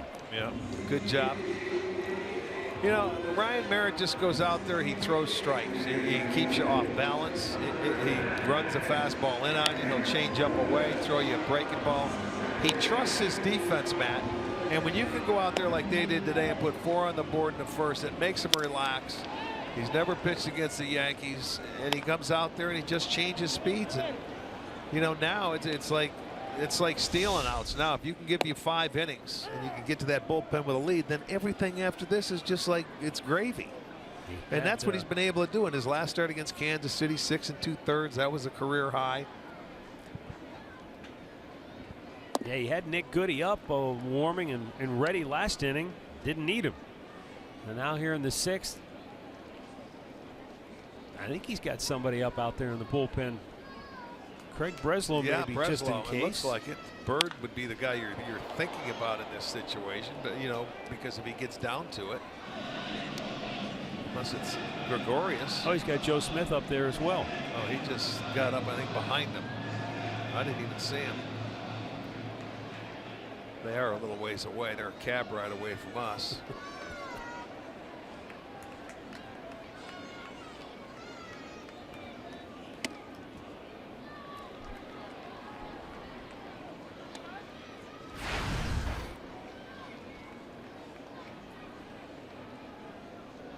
But you know, Merritt, it's funny because all of a sudden he gets called up, and then all of a sudden he pitches his game, and you don't see him after that. And then he's gone. And he vanishes. He's like Casper. He disappears. And the next time you need a 26 guy, but today he was not the 26th man on that roster. It was Sean Armstrong. Right. So maybe he's going to stay here, you know, and get a chance to pitch again. There's a walk.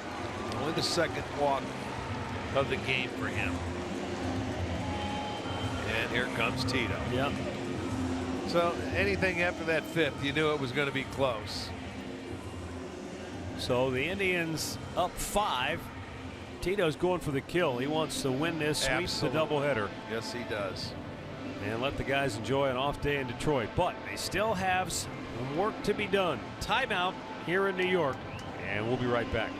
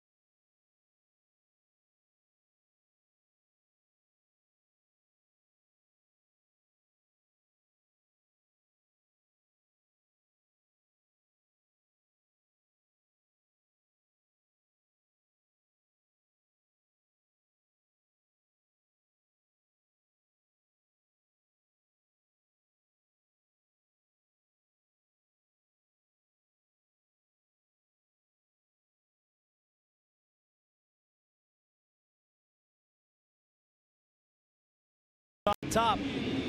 And Craig Breslow is the new pitcher.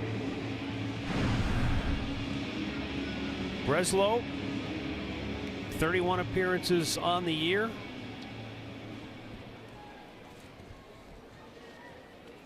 He's got Didi Gregorius with 1-on-1 out, then the switch hitter Hicks, and then another left-handed batter Bird. Well, and Joe Smith is warmed up behind him, so like to squelch this inning right here, get a couple of quick outs.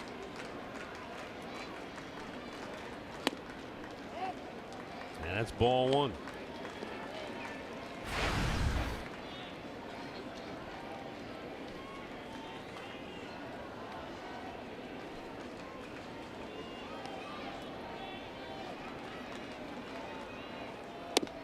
Before Breslow was designated for assignment and then released by Minnesota, he had held left-handed hitters to 200 average this year, just 7 for 35 against him while pitching for the Twins.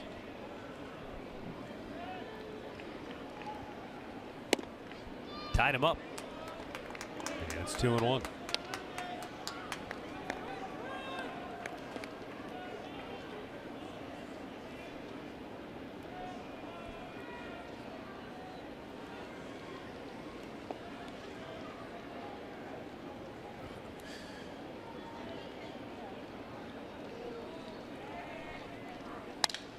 Broken bat, liner to first. Is it a double play? Yes, it is. Encarnacion with some fancy footwork. He makes the catch. He kicks the bag. Joe Girardi may want to challenge. No.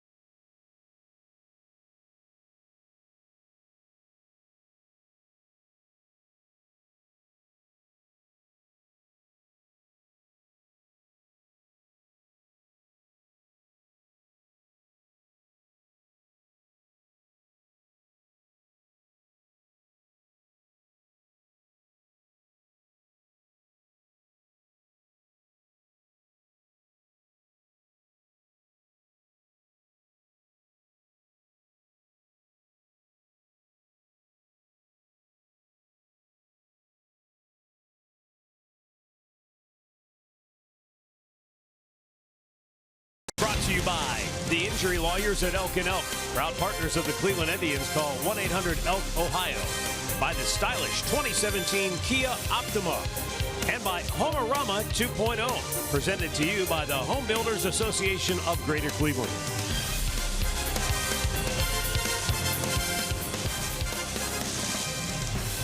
Well, it's been a gorgeous day here in the Big Apple after getting rained out last night. And a good old-fashioned doubleheader between Cleveland and New York. And the Indians doing what they do best. Score early. And pitch. And pitch well. That's exactly. Right. Santana drives one deep right back as Judge onto the warning track, and he's got it just shy of the wall. We're out number one. The Indians are now 55-19 on the year when they score first. They only scored 2 in the first game, but they scored first and won 2-1. They have 6 on the board here tonight, and when they score 4 or more, they're 64-14.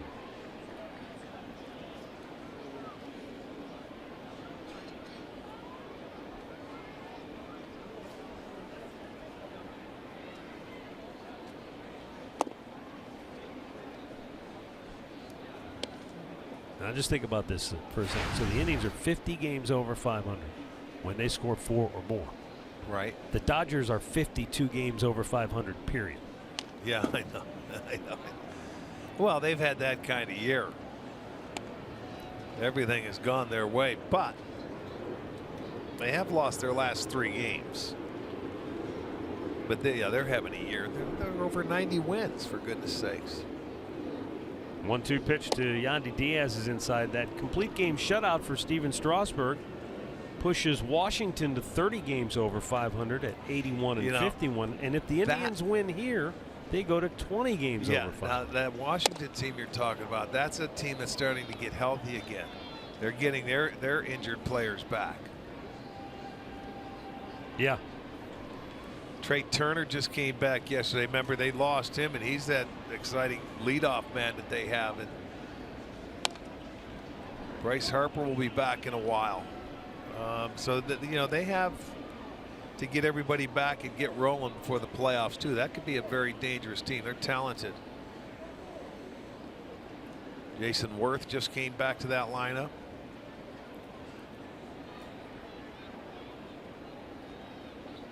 Three-two pitch. And Yandy Diaz has a 1-out walk here in the 7th. T-Mobile unlimited baseball break. And Chris Sale last night struck out 11. Leads the league with 15 wins. And he's the fastest pitcher to get to 1,500 strikeouts. Well, there was panic up in Boston up until that start, last night. That Sale was struggling. They were concerned that, oh my goodness, what's wrong with him? Reports of his demise were greatly exaggerated. They usually are. When you get, the further east you get, everything gets magnified a little bit more.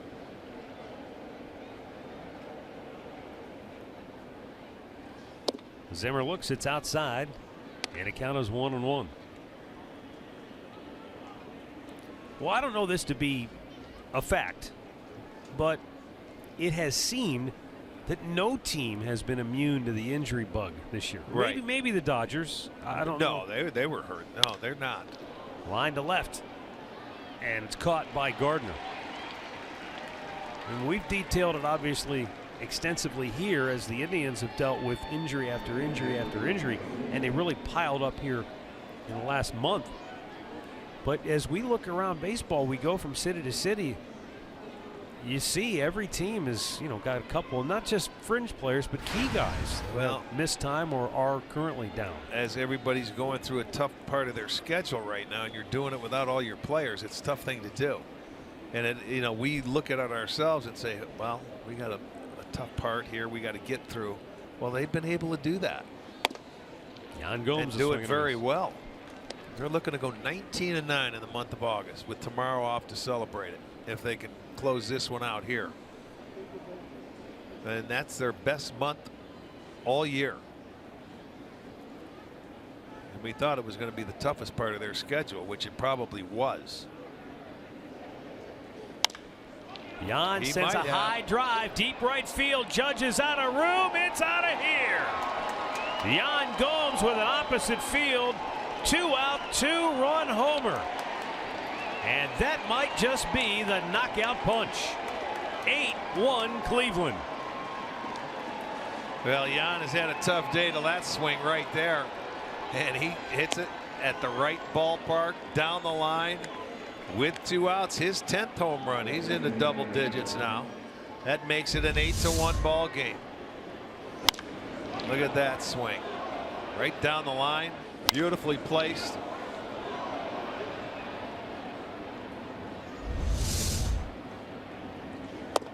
Eric Gonzalez looks at a ball down low.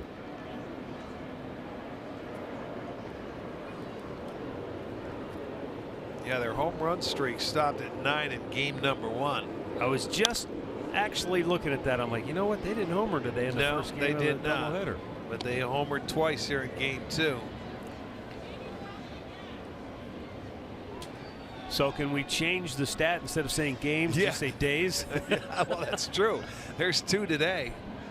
In days in which they actually played a or plus more than 1 game. Well, Eric Gonzalez doubled to lead off the 6th inning as the Indians tacked on a run. He came home on Austin Jackson's double to deep center. He went too far, and that'll end the inning. But Yan Gomes with his 10th home run of the year takes some more wind out of the sails of the Yankees. Stretch time in New York.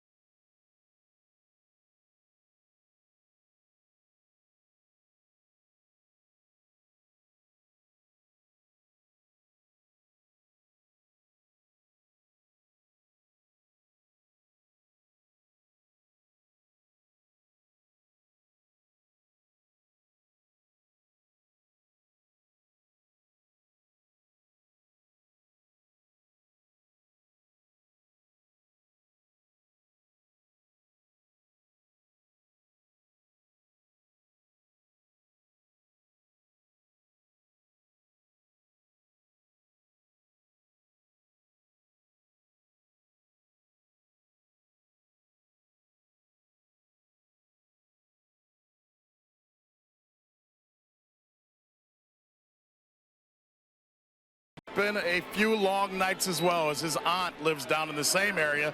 He even went on Twitter over the last 2 nights to ask for help and ask for a boat to help rescue them. I talked to him before the day's games earlier about where his aunt is right now and how tough it's been over the last few days dealing with this tragedy. It shouldn't take a catastrophe for people to come together, but if it does and people come together, then so be it. I mean, there's got to be some good that comes out of this. No, it says a lot. I didn't know what the Cation Navy was until about last night when I was, texting and calling her. But those guys are unbelievable going out there and say, like, they don't have to do any of that, and they are just giving up their time and with their boats and everything. And so, hats off to those guys, hats off to the responders, hats off to everybody that's down there. You're in our thoughts and prayers, and it's hopefully we'll weather this storm together. It's the first responders that, the people that are down there that can go out and they can. Everybody has needed it down there because it has been, boy, a long, very, very tough week. I think I read that one of the weather guys said it broke the record for the most rainfall. Yeah. It's been incredible. Yeah, some parts 52 inches or something like that. Yeah. And as we mentioned earlier, Jay Bruce, his hometown of Beaumont, Texas, hit really hard. And there's a ground ball right back up the gut. And it's through. And into center field, a base hit for Aaron Hicks. Right through the legs of Breslow into center field. And Hicks has his third hit today. Yeah, the hometown of Jay Bruce, in a 24-hour period, they had over 25 inches of rain. I mean, it was just incredible, the amount in a short period of time. And so Jay and his wife have pledged up to match up to $100,000 in relief funds. And you can log on to Indians.com/Bruce to help out Jay in his mission to help the folks down there. One down as Greg Bird flies out to center. And Matt, the other thing about the story with Jay Bruce, when we first got here on Monday to New York, we asked Jay about Beaumont. He says, it hadn't been hit that bad. Now, if you know Jay, he grew up there. He's built a house there. They lived there for a while. And then really over the last 48 hours, this has all happened in that area. And that's what's just blown him away. Yeah, I mean, I think a lot of this has just, I don't want to say it's come out of nowhere, but it has come fast and furious. Even people in Louisiana now have been affected greatly. Well, we've got a timeout for a pitching change. It looks like Joe Smith is coming on when we come back.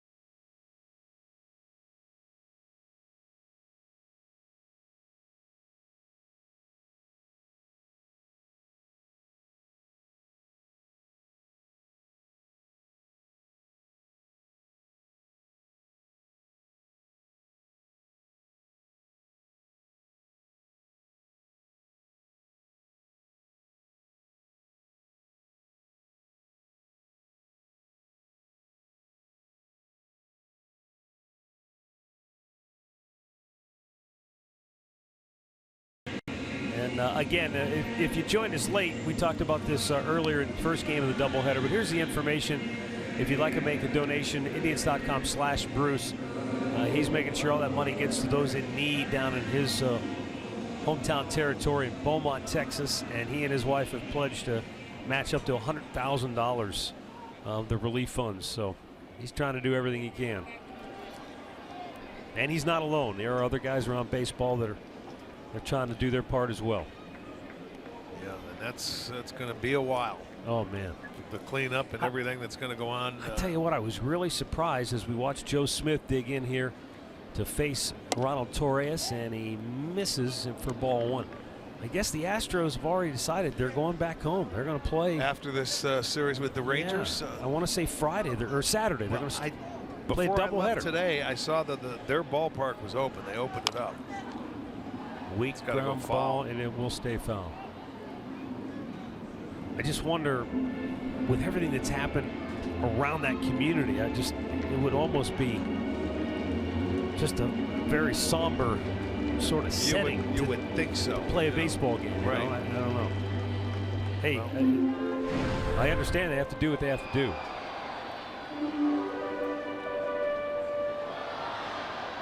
"46 games on the year for Joe Smith.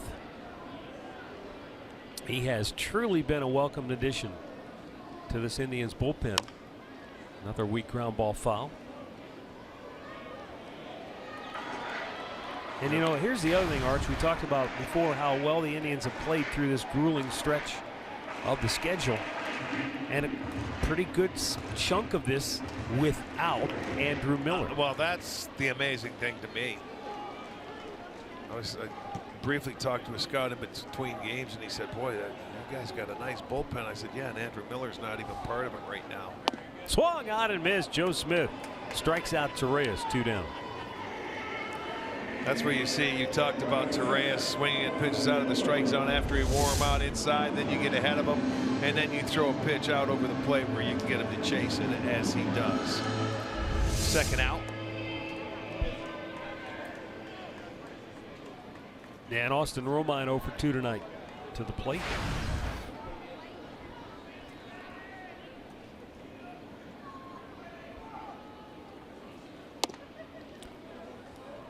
We've had so many scenarios that we've been kicking around because of injuries and rainouts and doubleheaders. I don't remember what the scenario was for Mike Clevenger if he didn't pitch today, but he'll they haven't start needed Friday. him. So that's the deal. Okay. Yeah. If he was supposed couldn't to have worked pitch out today, any better, if he didn't could it? pitch today, come off tomorrow, then he'll pitch and start a game on Friday. Arch took notes. You took notes and listened. Andre, I always listen to you, my man, because what you have to say, man, it's gospel. Stop it. I believe it. I'll make sure little Taz wakes you up tomorrow then. Yeah, right. Would you please? Up the middle, Ramirez kicks the bag, retires the side. We'll go to the 8th in the Big Apple with the Indians up 8-1.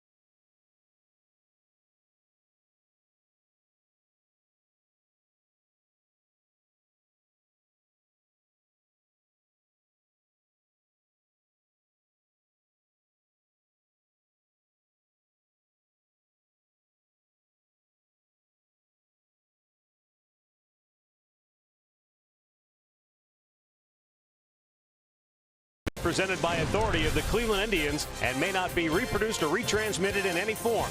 And the accounts and descriptions of this game may not be disseminated without the express written consent of the Cleveland Indians.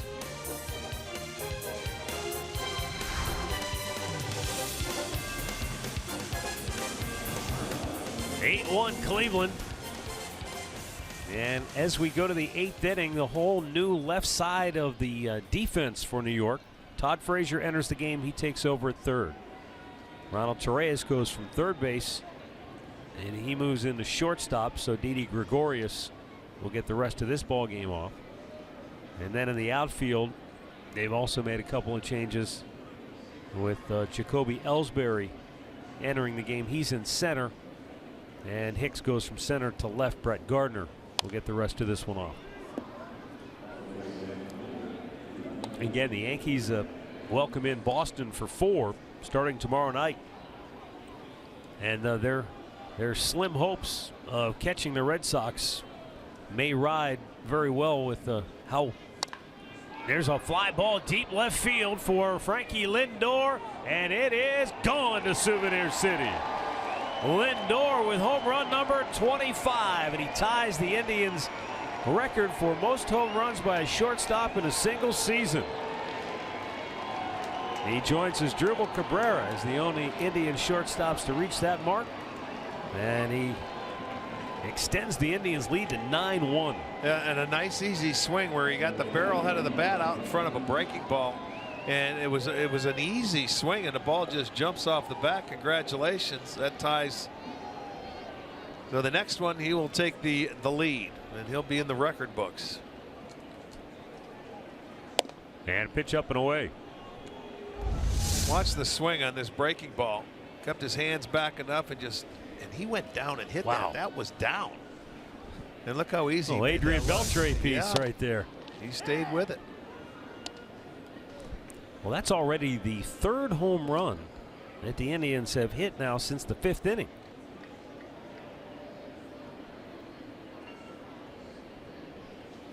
Encarnacion homered off Jason Shreve in the 5th.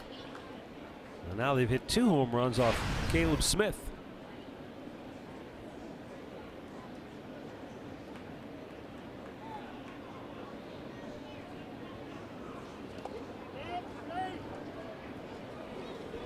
He did not go. 2-2 for Austin Jackson. He hit one to the biggest part of the park, deep center. And he had Hicks turned around. He couldn't make the catch. Went for an RBI double. Elevated the fastball and strikes him out. 1 down.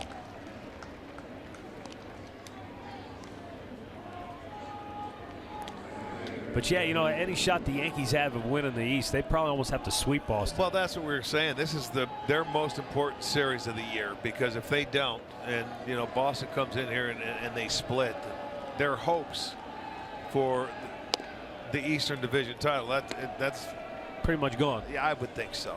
Absolutely. And that's why they went out and made the trades that they made, going after Garcia and getting Gray, Sonny Gray. Is that they were thinking division title. They're not thinking wild card. And you know, they look, nobody's ever going to admit that they're confident that they're going to make the playoffs when there's still games to be played. And I wonder if there's any trepidation inside the Yankees front offices that this might be slipping away with, you know, some guys trending the wrong direction like Aaron Judge and some of their key guys, especially when you've got Boston suddenly catching fire. I'm sorry, Baltimore. They beat Seattle 8-7 today. Yeah. The Orioles have now won 7 in a row. Get the 68 and 65. And they're all of a sudden they're creeping up on the Yankees. Yeah, I know it. Well, it's going to be a fun month. You know what? You want to win your division. If you can't, you still have that wild card. So, you know, when we finish this game and get on out of here, we're back into our division. That's all we care about. Ramirez lines one to deep left field, and a catch made, backpedaling by Aaron Hicks. 2 down.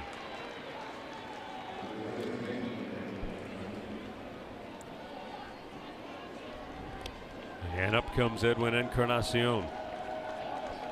Well, that's where it's at right now. But, you know, the Yankees look like they're going to drop another one here tonight.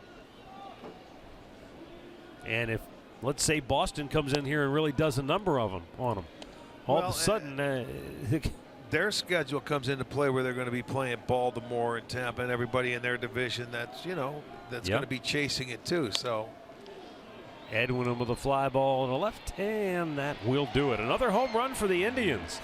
Francisco Lindor, his 25th of the season. 9-1 try.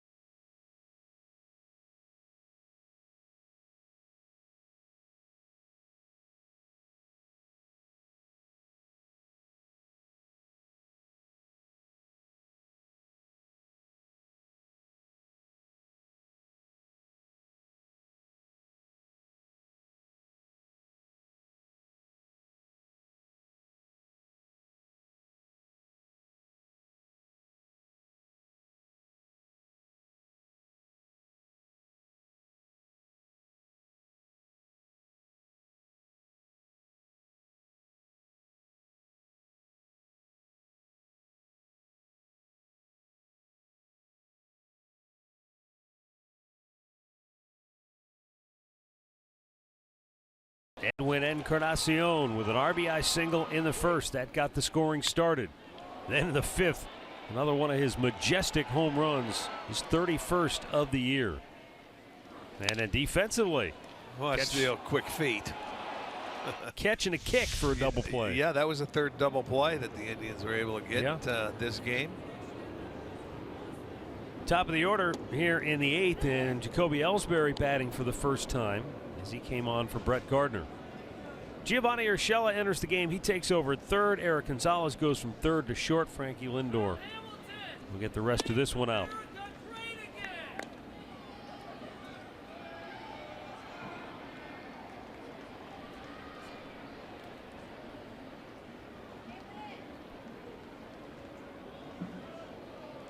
Now the 1-1. And a strike is called.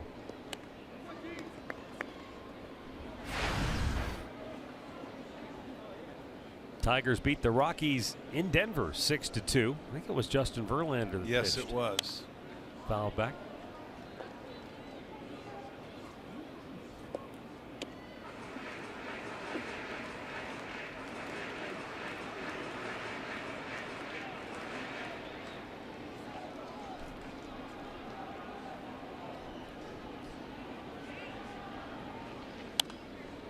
Out of play.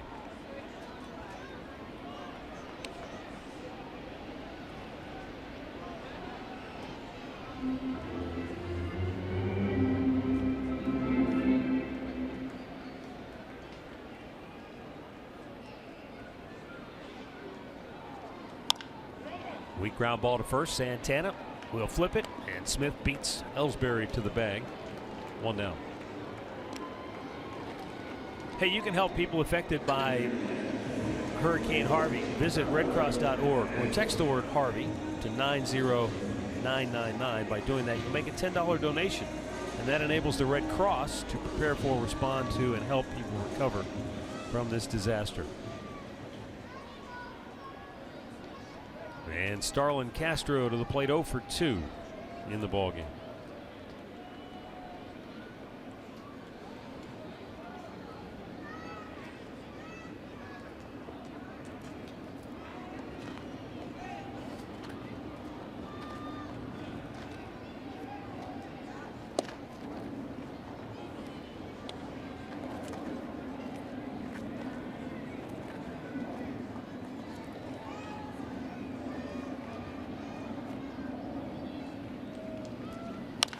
Chopper towards third.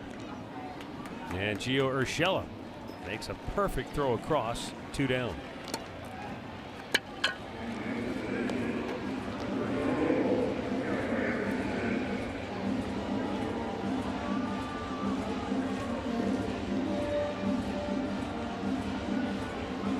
The Indians can continue to do this. They've held the Yankees to just 1 run in each game of this doubleheader. 1 run in game 1 on 5 hits. They have 1 run on 6 hits in this ball game. So the pitching has been outstanding. Swung on and missed.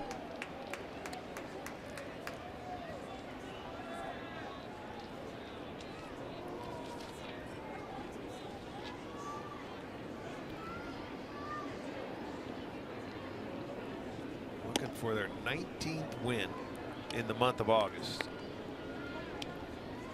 and only 9 losses. 1 ball, 1 strike. Gary Sanchez 0 for 3 and 1 out of 11 in the series. Takes a strike. They announced the attendance as 39,598. Now that is the total attendance for both games. Okay. And there were quite a few people here for the originally scheduled 1 o'clock game. Yes, there was. Not many of them stuck around for the nightcap. And once the Indians started to pull away, which was the first inning, which it really was, in all honesty. I mean, that's the damage. They did it in the first inning, but in this ball game, they've scored in 5 of the 8 innings so far. Gonzalez cuts it off, and he throws out Sanchez. The Yankees go in order. Joe Smith with an inning and 2/3 of perfect relief, and the Indians comfortably ahead by 8.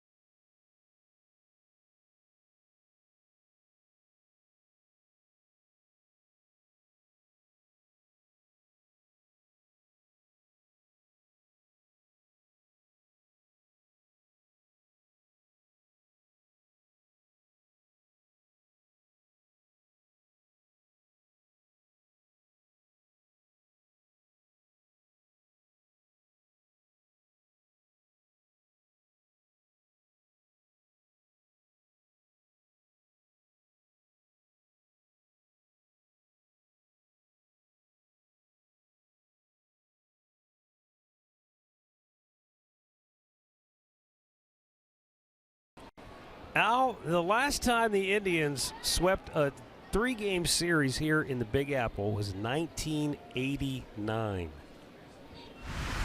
That's going back a ways.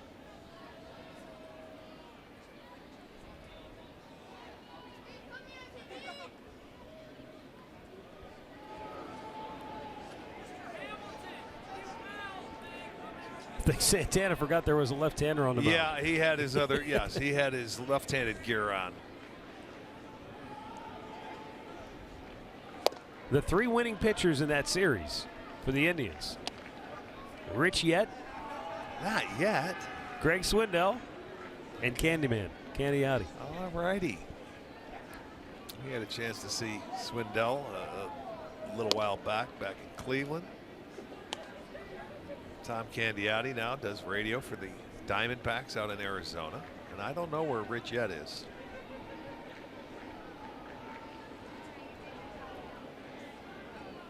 Swing and a miss, 1-2. If anybody knows the whereabouts of one Rich Yet, Oh, we'll find out. Scotty Bales will text me. Let us He'll know. let me know if he's watching.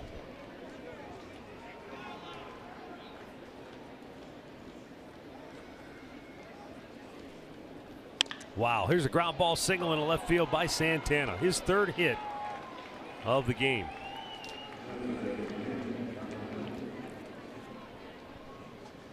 Pat O'Brien Chevrolet play of the game. Indians had 2 in the first when Yandy Diaz drove home 2 more to make it a 4-run first for Cleveland. And the Yankees simply never recovered.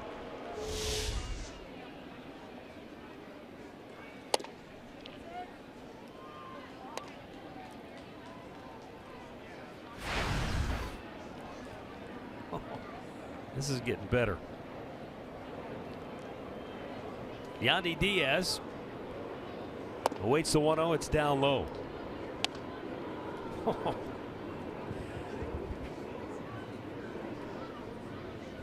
All right. So those are the 3 winning pitchers. Rich Yet, he beat John Candelaria in the series opener. Wow. Greg Swindell beat Al Leiter, who I saw here. He's next He's door doing a game. Yes, he is. And Candyman beat Tommy John to finish the series to get the sweep. Wow. That was in '89. Tommy John was still here then. That's why I was shocked to see that. I'm like, my That goodness. shocks me too. I knew he pitched a long time, but Well, when you have a new arm, and he's the original. He's the maker of that arm. let me see. That had to be his last year, right? I can't believe he played in 1989. He came up in the 60s. And Larry Al Leiter. Here's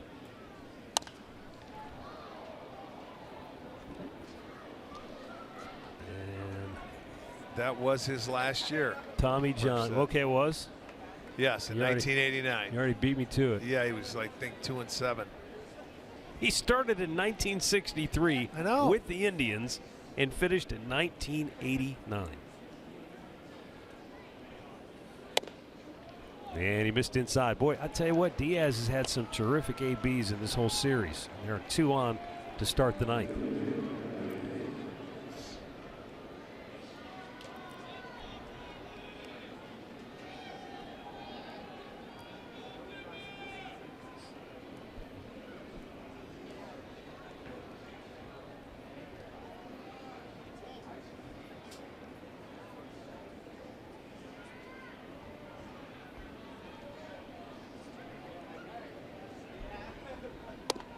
Bradley Zimmer takes, and that's outside.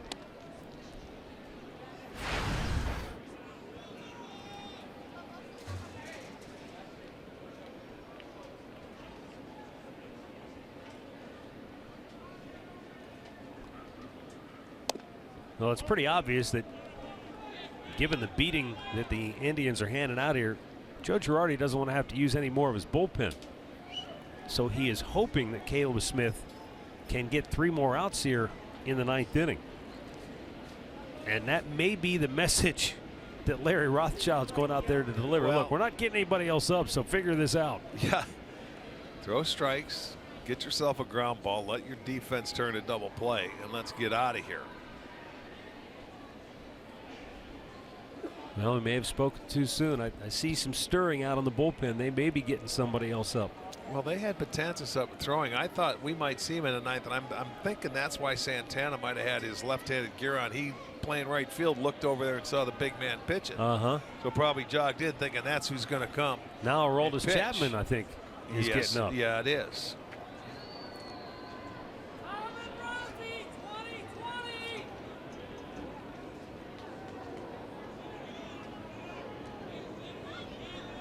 Oh, man, that almost nailed Zimmer. You can see him almost clutch his chest. Yes, he did. Boy, he turned right out. He turned the right way. Back off from it, and that one up. That's certainly not where he wanted to throw that pitch.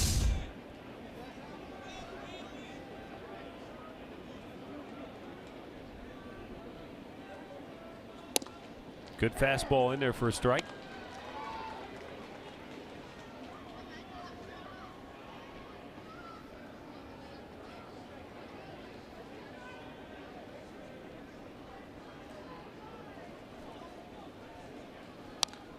And Zimmer fouls that one back.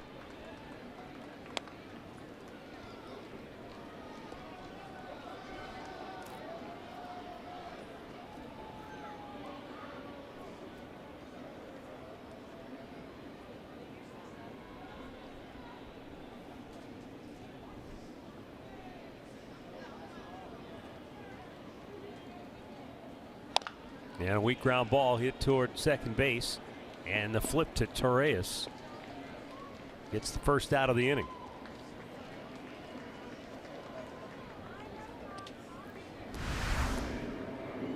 So one down, first and third. We're back with you Friday. Day off tomorrow. And a split doubleheader, a day-night double dip in Detroit. Game one, Carlos Carrasco will go for the Tribe, and then Mike Clevenger will pitch the nightcap. Indians Live will start our coverage. Game two at 6:30.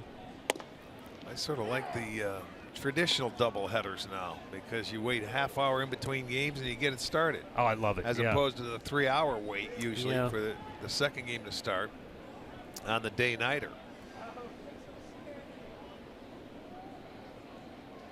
The 0-1. This was back in the day when they used to schedule double headers back when I came up. Right. Sunday double headers. That was a deal for anybody coming to the ballpark. You come to see two baseball games. A lot of times there'd be bat day, helmet day. Right. And you would end up with a few more days off during the season because of that, right? Yeah, you usually get a Monday off. Not every Monday, but a lot like now, you'd get your Mondays off. But now it changes because that you can't lose the dates. Now with all the new stadiums and everything that goes on, they want every date they could get. Back in the day, we weren't drawing 1 million people a year, so you had to try to get them to the ballpark. And they used to like to flock on Sundays, where you could get 40,000 people in the ballpark on a Sunday, and it would still be half full. Pop to shallow center. Ellsbury comes racing in and makes the catch for out number 2, and the runners hold.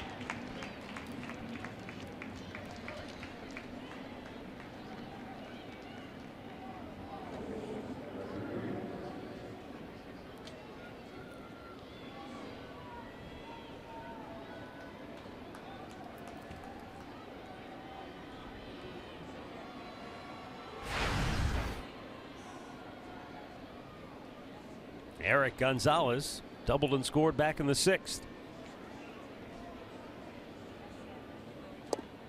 Oh, got him on the backswing. Yeah, he's been taking that long swing where he lets that top hand off the bat and it comes back, and it's hit Romine a couple of times today. See, that top hand comes off, and that extension, man, it just gets that catcher right in the helmet. Smash to left. Back goes Hicks. Makes the running catch onto the warning track to end the inning. We'll go to the bottom of the 9th with the Indians all over the Yankees 9-1.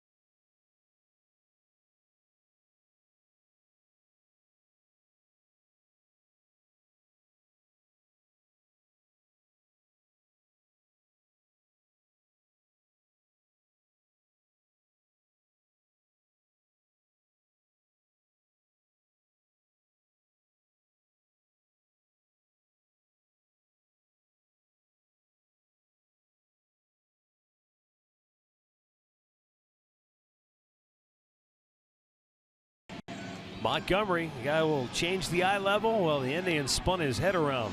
4 runs in the first. He was gone after 4 innings. And the Indians played solid defense. Turned a couple of traditional double plays. They got a line drive double play.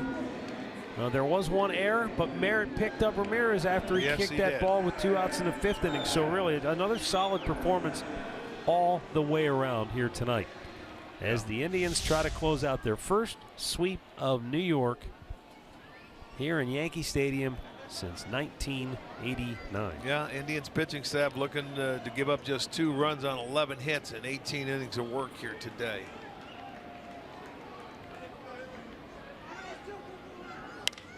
Aaron Judge swings at the first pitch. Weak pop fly to right. 1 down.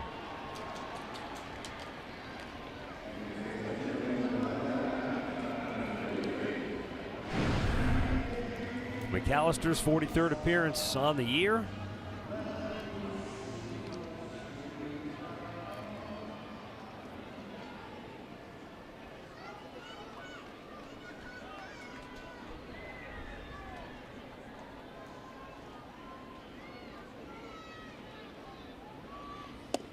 Pitch outside, and it's ball 1.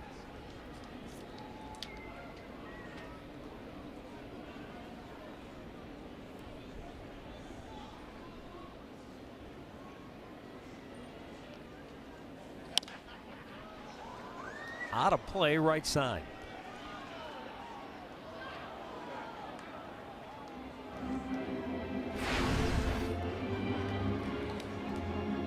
We had that 9-run inning against Kansas City on Sunday, and I told Zach the other day, I said, you realize you pitched in the last 2 games where the Indians have had their biggest innings? Yeah. That 9-run inning. I'm sure he remembered it. The other one didn't he start actually that didn't. game? He was a starter, but he didn't realize.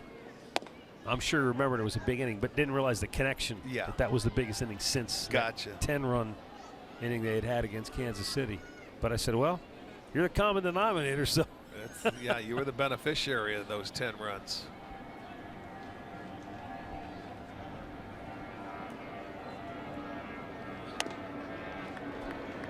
Sounds like our plane's coming in to pick us up. What are we at Shea Stadium? I know. Well, it certainly has been a good day after yesterday's rain out. Have to play 2 in a game. Usually you're happy with a split, but the Indians, as Tito wanted them, they were greedy. They wanted to win it and win it all. A walk to Frazier with 1 out here in the 9th. And to kind of follow up on what you're saying there, you know, I was visiting with Tito the other day, and we were talking about, you know, finishing the month out. You know, they've played really well, but you don't want to come here and just say, oh, well, we've had a good month. It's okay. Whatever happens, happens. He wanted them to push through, but you don't want to make a big show of it. You don't need to have a team meeting and call the guys together. That's just the way he operates. He lets them know, look, we got to keep pushing hard here. Yeah, finish strong. And they have come in here and really played well. And well, this is not a place normally where the Indians play well in this ballpark. And what did you say? They're going to go 19 and 9 in the month of August. Yep. And a line drive base hit in the right field by Aaron Hicks. And there are 2 on with 1 out.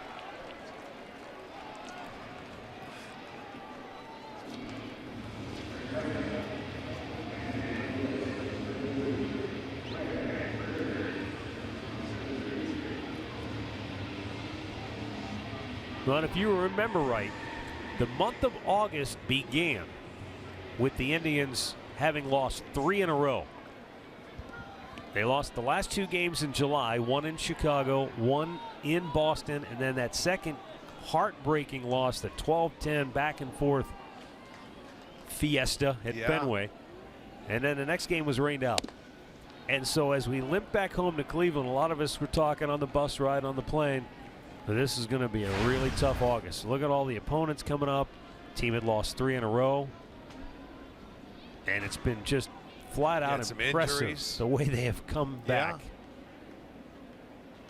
And about to close it out 19 to 9. I mean, you would have said at that point, granted, you're caught up in the emotion of the thing at that time, but a lot of us were saying, hey, if they could just split you know, finish out this month 500 and then maybe make a strong run in September.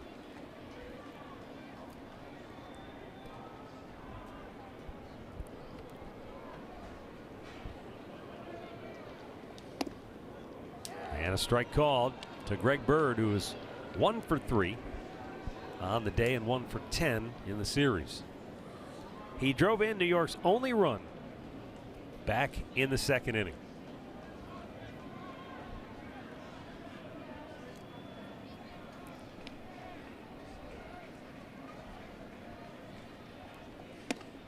And that's a little high.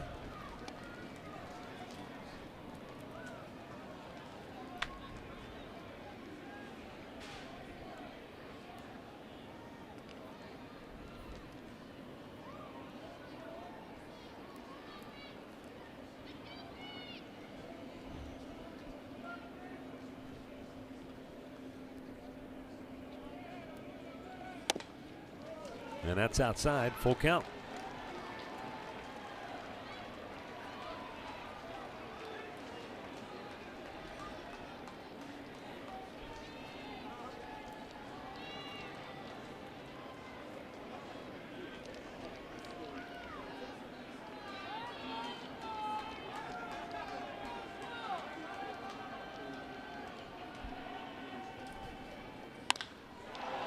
High fly ball. Deep right center field and gone to the Yankee bullpen.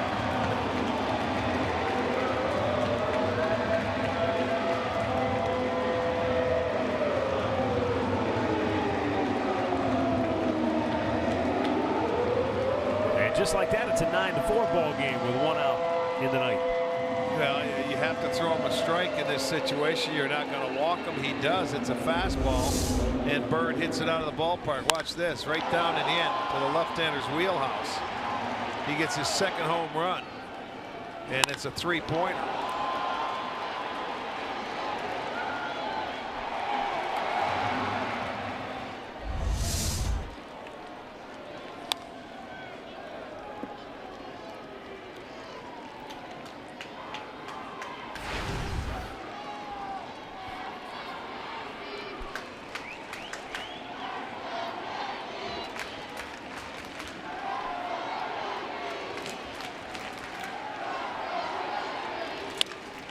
Threw the bat at it, popped it up, and it's going right into McAllister's glove for out number 2.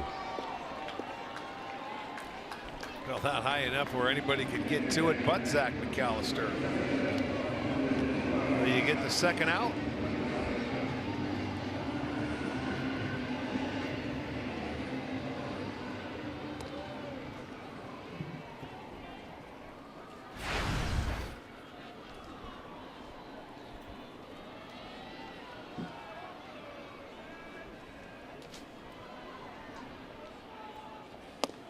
And a fastball strike to catcher Austin Romine.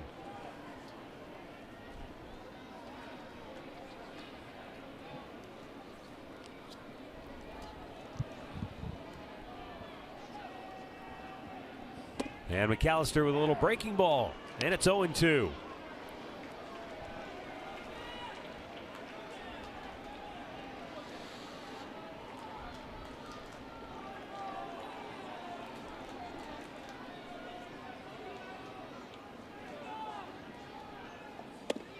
A little high.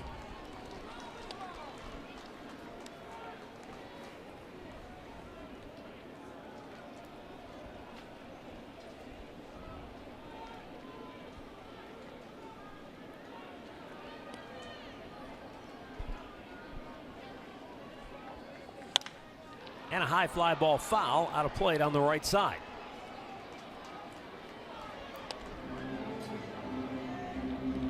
Well, it's been a good day of baseball, and it's been a good series of baseball for the Indians.